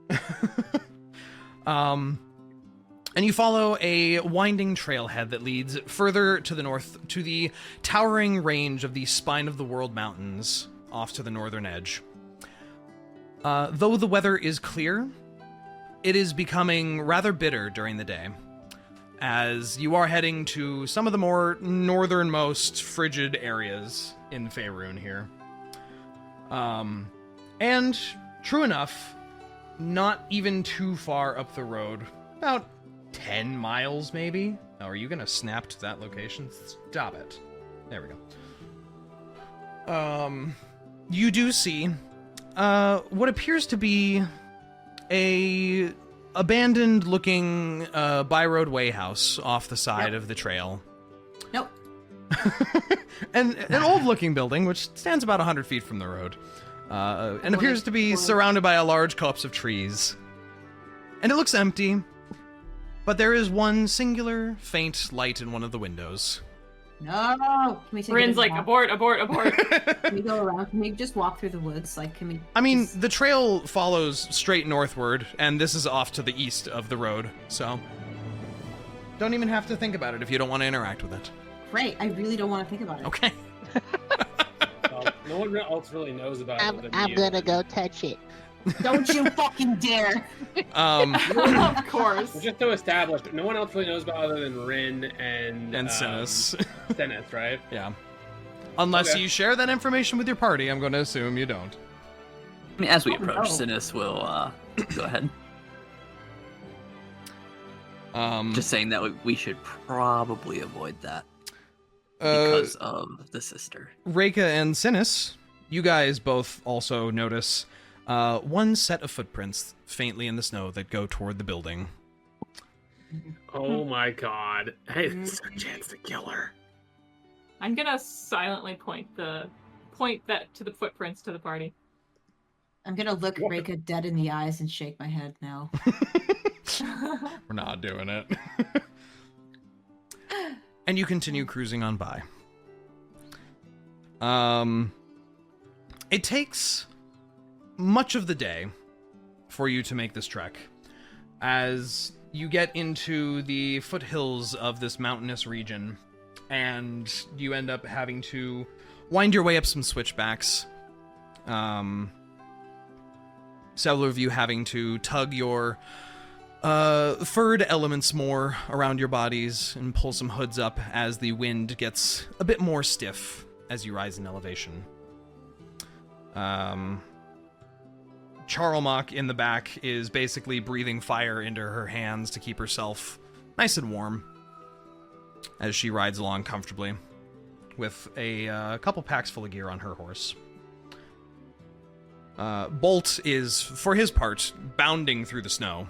And any large snowbank, he is just poof, full, entire body, only ears sticking up above the snow in many cases. Fucking cute. You know how like golden retrievers will run along and then jump up to see where they're going? That's Bolt right now. He's having a Can great he be time. like? Can he come back like covered in like little snow clumps? Oh, just, like, he's- attached to his fur. He's the little he's definitely a little ice monster by the time he comes back. He's just like blinking up in the air to Yeah. go, like diving into the snow constantly. Poosh, zzz, poosh. Yeah, that's He's like a dolphin, yeah, pretty much, yeah. snow dolphin. And as you guys, this is such a beautiful building track, but I need something a little more chill. Oh, because it's cold. I get it. Heyo. Heyo. Where's my fucking? Anyway, always have that on hand. As you go ahead. I was just gonna say, like, you can play like one of those Spyro tracks. It's like Glacier Peak. or Oh whatever. yeah. Yes, please. Wizard's Peak or whatever. Wizard's Peak, yep. As you crest around one final obscuring hillside, you find yourselves looking at a beautiful little vista.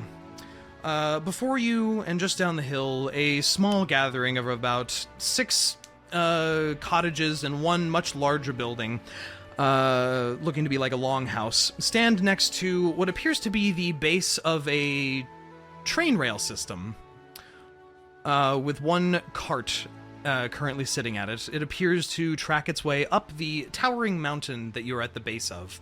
Looking up, there appears to be, while the sky is clear in every other direction, has been very clear for the most part on your trip here, above you, a mass of grayish clouds obscures the peak towering above.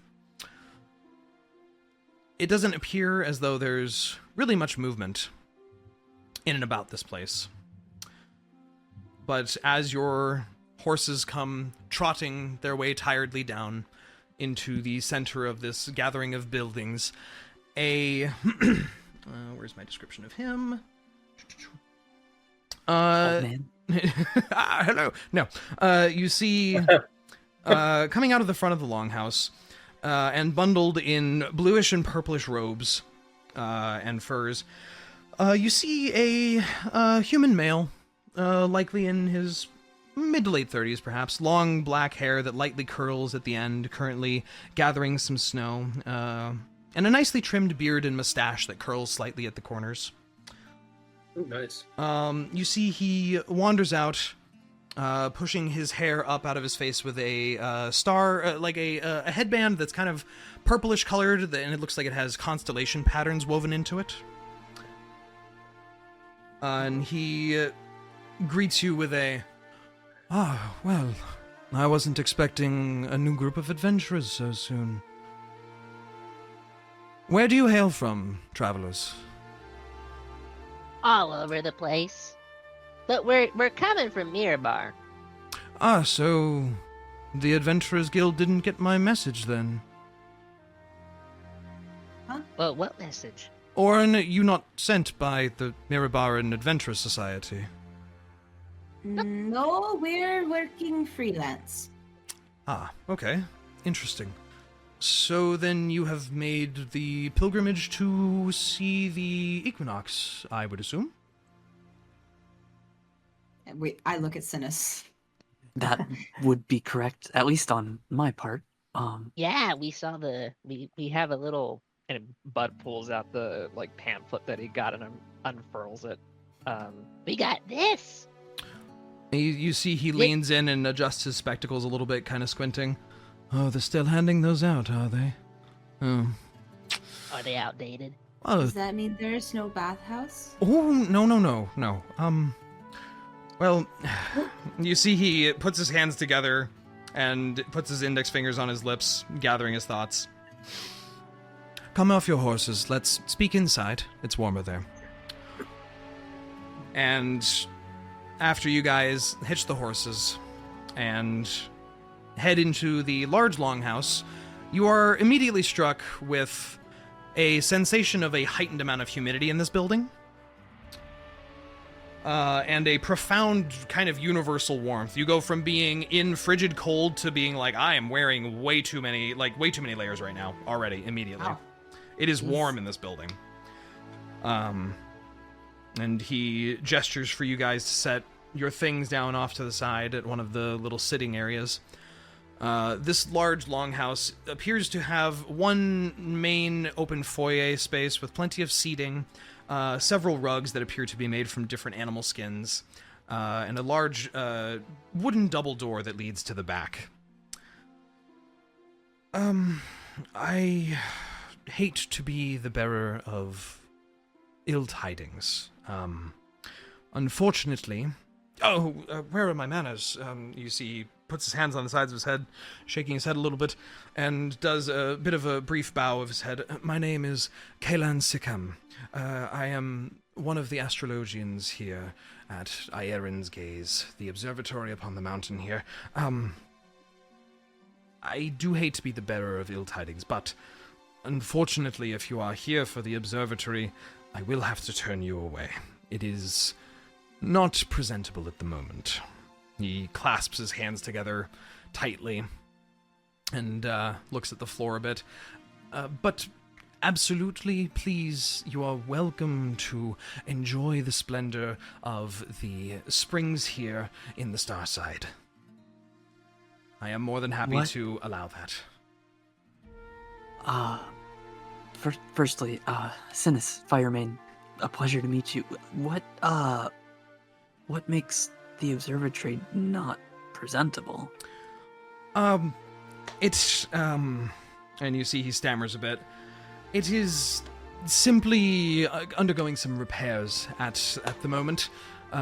So we're not really running the funicular train up to it at this time. I apologize. Something happened to it? The finna what? The funicular train. You see he zones in on Bud. A funicular train, it's a diagonal sort of train that scales up a mountainside. It's more convenient than winding back and forth. We do have a very wonderful... It's a wonderful ride, wonderful view up the way. But yes, it's... Unfortunately, the building itself has seen some hard times, and funding has been a bit difficult to come by. And so we're a bit behind on our usual festivities. So I don't feel it is a good idea for people to be going to visit right now. But please make yourselves comfortable. Again, I've had to turn away many recently. I know many make long pilgrimages north here, and it hurts my heart deeply to have to turn anyone away. So the train is down, and you're doing repairs? Well, the train is fine. It's the observatory itself that's out of commission, I would say. And he's been clenching and squeezing his gloved hands together this whole time, kind of fiddling with his fingers. How out of commission are we talking? Can I do a perception check? That's not in character. You. But you can. I don't know what that means, but you can happily do that. I'm sorry about him. Odd one, indeed. Yes. He plays Not in something. character. He plays a Fortnite thing or something. I think his brain rotted him. I'm streaming. I gotta get that down. He's it's a permanent feeble mind. I'm so sorry. Holy fuck! That's okay. Damn! Wow, that's strong. Damn. You can make an insight check for me if you're trying to perceive It's an his. insight check, If you're trying to perceive his vibe. Yes, that's what I'm trying to perceive. That is a. Where's my insight on here? That's a 17. 17's really good. But this guy is definitely trying to change the subject a lot. His body language is telling you he's definitely not comfortable with lying, per se. You can also surmise, kind of a side tangent thing, but his right hand, you're noticing he's fiddling with a lot, and it seems to be a lot less dexterous than his left. The way it looks very stiff in his movements. I won't say anything, but I will take note of that for later. Synas' next question would be, so would you be willing to run the train for us, for at least myself, to head up there? Well, unfortunately, I don't think anyone should be going up to it. It's dangerous when things are under construction, not necessarily always stable. You understand, surely. Kaelin. And Synas looks very stern-faced when he says this. I have traveled from Anarok for what feels like near 3 decades. This is the furthest north I have ever been. The star is constantly speaking to me. I need to go up there. What possible repairs do you have that you would turn away someone on their pilgrimage? As you mention that the stars have been speaking to you, you see his face droops into a bit of a frown. And he looks up at you. He's like 5'6", 5'7". And he says, You've been hearing it as well. It's mixed amongst a, and he stalls for a second to look at the others in the group. Well, for most of us, glancing at Niah, it's a group repeating nightmare, but the only difference is that in my dream, the North Star continues to speak to me. And I feel this would be the best place to get information on why, or at least to send some sort of response. You see he runs his gloved fingers through his beard several times, knocking free some of the moisture there. And he turns and paces around the room a little bit. If you're hearing it as well, I promise you, whatever problem is up there, my group is more than capable of handling. I don't know that that is the case. The last groups of adventurers were ill-prepared for such a thing. I feel like that deserves a follow-up question. What did you send them to deal with? And he rubs his mouth a little bit. Dragon? It's gonna be a dragon.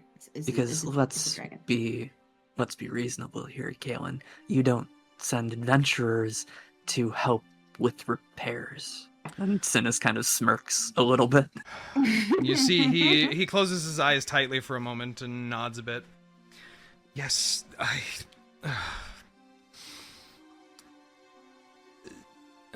there is something wrong with the observatory. Not wrong in the mechanical sense, but in the literal sense, something is wrong. When... blast, I don't know.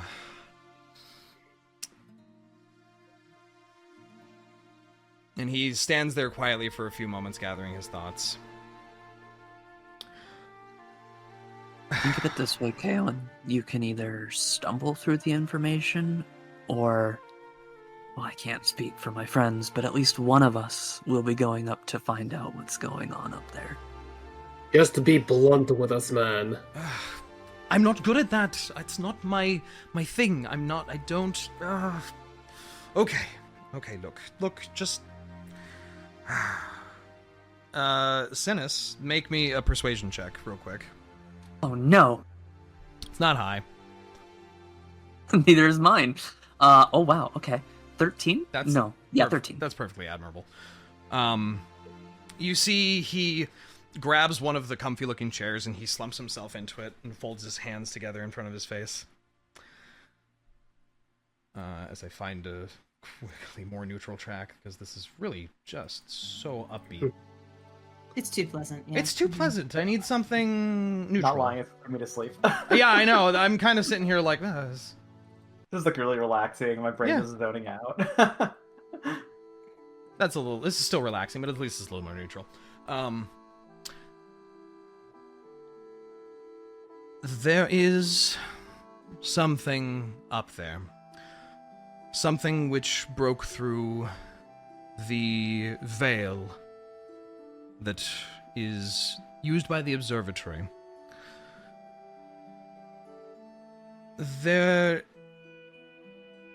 I'm not sure how much you care for the minutiae of the functions of the weave when it comes to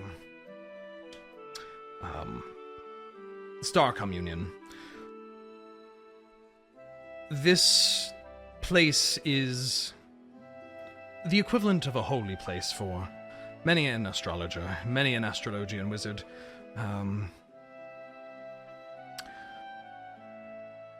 Recently, the stars have been speaking, and we were intent to discover exactly what was going on around the equinox when the veil itself, the bridge between the weave and the heavens, becomes its most entangled. Some have said in the past they have been able to commune with the gods of the stars themselves through this bridge. But recently, instead of the gods, something else reached through the veil. And the last 5 or 6 groups that Mirabar has sent have all... well, they never returned.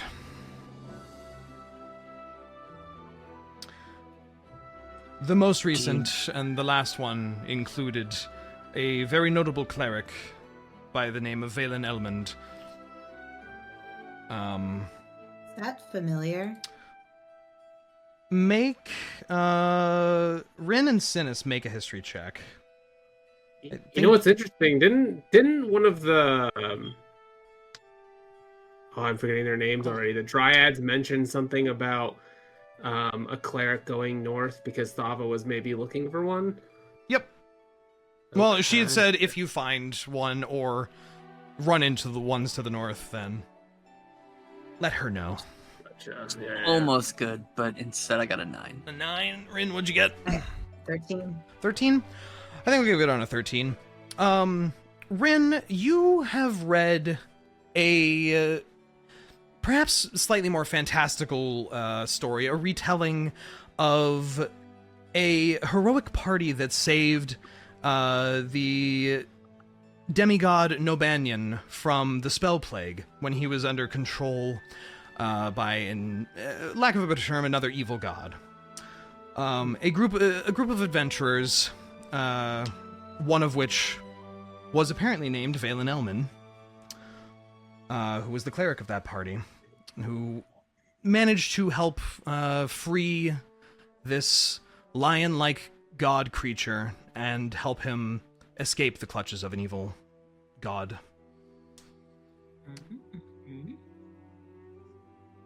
Okay, I will exclaim, "Oh, I've read this comic book!" and explain exactly what you just told me. That's not a comic book. I read it in graphic novel format. Sorry. That was a true event. I know the name Nobanian. I know of the Spell Plague. I suppose it's not subtle. I am rather old. I was there during the end of the Spell Plague. And Synas, hearing this name, there is some recognition from the stories you were told when you were younger of Nobanian's ascension. How a group of moon elves descended seemingly from the gods themselves to give aid to Nobanian and help him escape into his demiplane when he was dominated by the Spell Plague.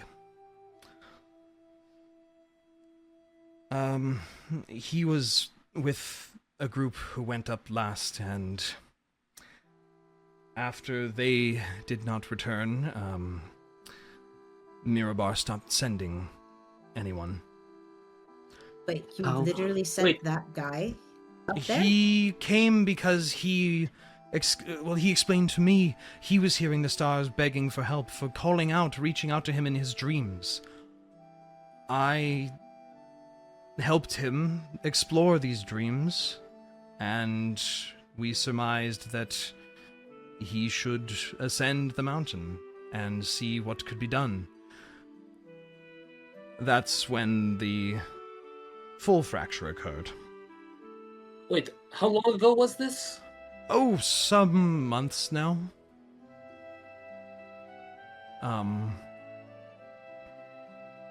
You've heard no message back? You've seen no change in anything happening up there since? No. The times I have gone up, everything is as it was, and none who have gone there have returned. I wish that my magic was more helpful in this case, but I am not a combatant. I am instead hopeful that the mountain peak itself will contain whatever this thing is that emerged. It is... Go ahead. Were there any survivors of whatever event has happened up there? Anybody who's described what came through? And he waves his hand a little bit, his stiffish-looking right hand. I would be. I saw everything. I wish I didn't.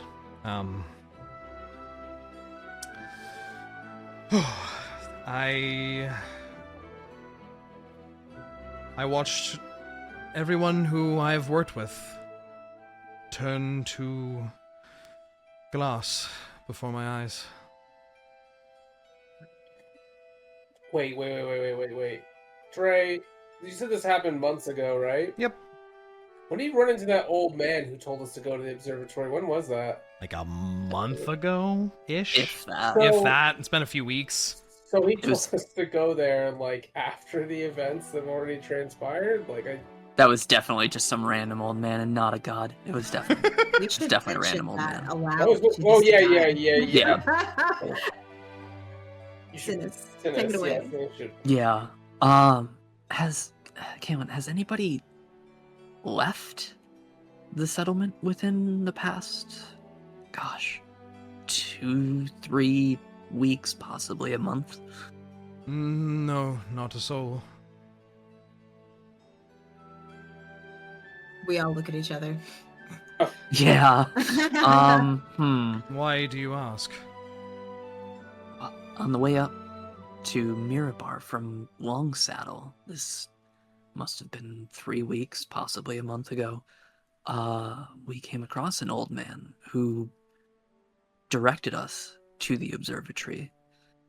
It's been on my mind since to come visit, to be quite honest with you, but if this happened months ago at this point,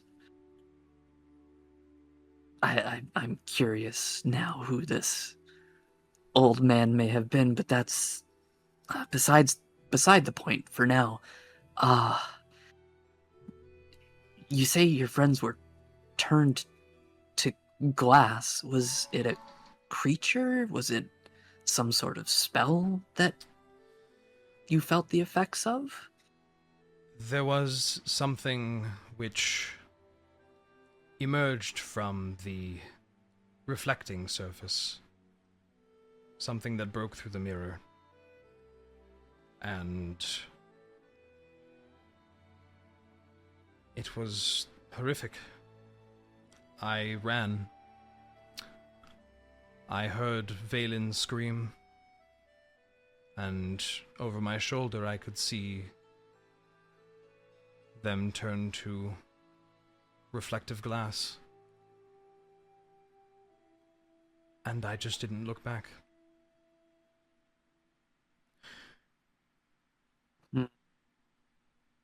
You say you're having dreams in which the star talks to you. That's part of it, yes.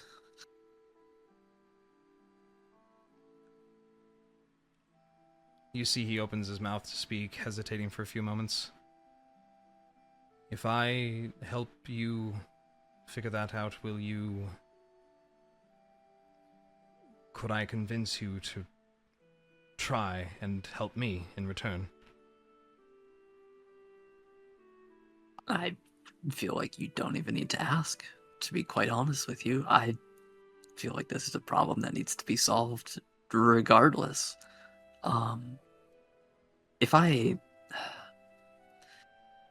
First, I want to solve the observatory. We can figure out the dreams speak afterwards. If I could ask of you, and you can rightfully decline, could you draw out a sketch, even crudely, of the creature that you saw come through the mirror? Would you be willing to do that? I can attempt. I suppose I can do one better. And he rolls up his sleeves a little bit, and he's going to cast Minor Image. Oh. And in, what is it, a 5-foot square, I think? 5-foot cube? I think so, yeah. He conjures up what appears to be a wide rectangular mirror that is slightly curved. He almost appears to be showing you, like, one half of a room, like an isometric view of a room. This large curved mirror fractures in multiple places, and coming out of it is a large, multi-limbed, gangly-looking creature with a smooth and featureless face. It appears to be very geometric looking, very, very much like itself is made out of glass. So firstly, as an aside, when you said you're going to cast Minor Illusion, there was a non-zero part of me that's just like, this black Aarakocra is going to pop up this motherfucker. This fucking guy. But secondly, with that visual and knowing that it turned his friends to glass and all that, can I make an Arcana check to try to figure out what this thing is? Yes. Yes, you may. And I also have to message one person in the party. I'm gonna go ahead and use... I have a guess. I'm gonna use my Cosmic Omen once to add a 1d6 to that, because I want to know. Show me. I was just gonna say that too. It is a 27 altogether. 27. That's a big number. That is a big number. 11 plus 13 plus 3. Jeez Louise. Because if I know what this thing is, then I know what maybe we need to prepare spell-wise. Or if it's like immune to something, like say fire. Imagine being able to prepare different spells. Damn, that's crazy. Yeah, right. Gosh. Or say I could prepare a new spell that I have called like Dreamwalker. Whoa, that's weird. Dreamwalker, huh?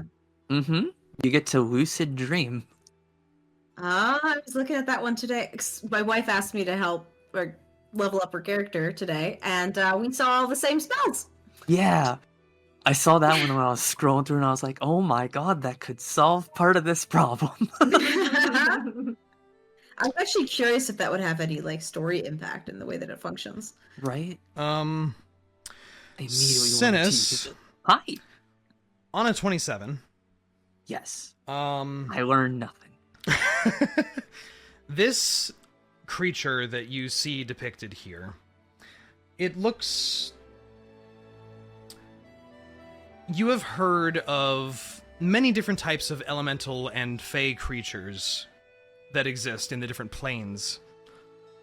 This one looks almost like a gigantic and scaled up version of what you have heard is a mirror method.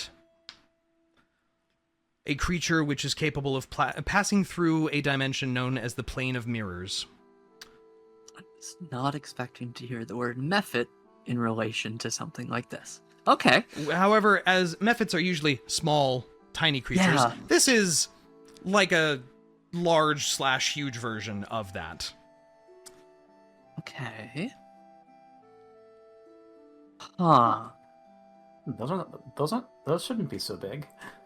Yeah, no, No, I he say. should be... Niah says. Gosh, even with this little illusion, I would guess maybe like a fourth of that size. Like, he should not. Huh. No, I've always heard these things were tiny. Yeah, they should be 2-3 feet. They're like little imps. And this one was more like a giant. Did it have a name?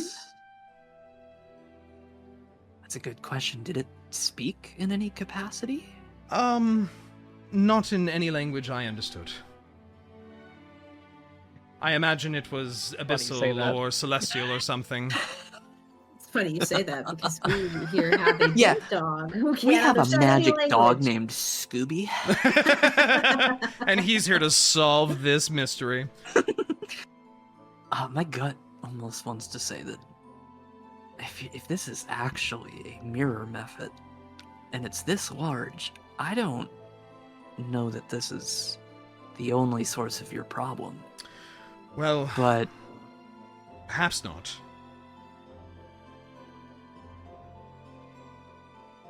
We can speak of a plan, an idea that I have. If you are willing to go up, I have something prepared. But I would see to it that you are comfortable first. And then we can speak about plans later. As I said before, this thing has not gone anywhere. It's still up there. So we will speak perhaps after you have relaxed a bit from your journey. Expecting to find a job again so soon. But at least we get to go to the bathhouse first. Ah, And that's where we'll Suppose leave it's it because not all we are bad. very over time. yeah, Bathhouse next episode. Bathhouse episode. So Yeah, I'm yes. sorry, guys. I made a sick of thinking caffeine would help me, and instead it just made me even more tired. Why would you do that? You have No. ADHD. It doesn't always hit me like this. Well, we can will. we? Oh, sorry. Good. I was just about to close her out. Oh, next time on Bathhouse and Boss Fight. Yeah, apparently. Bathhouse. Bathhouses and boss Borks and fights. Banger. Borks and Page. We'll see what happens next Dorks time in danger. with the dead Dorks in Danger. Dorks in danger. Thank you for listening to our adventures. We hope you've enjoyed. If you want to keep up with more Dorks in Danger content, feel free to hit that subscribe button and never miss an upload. Or follow us on Blue Sky for updates, art posts, and announcements. New episodes come out on a bi-weekly basis.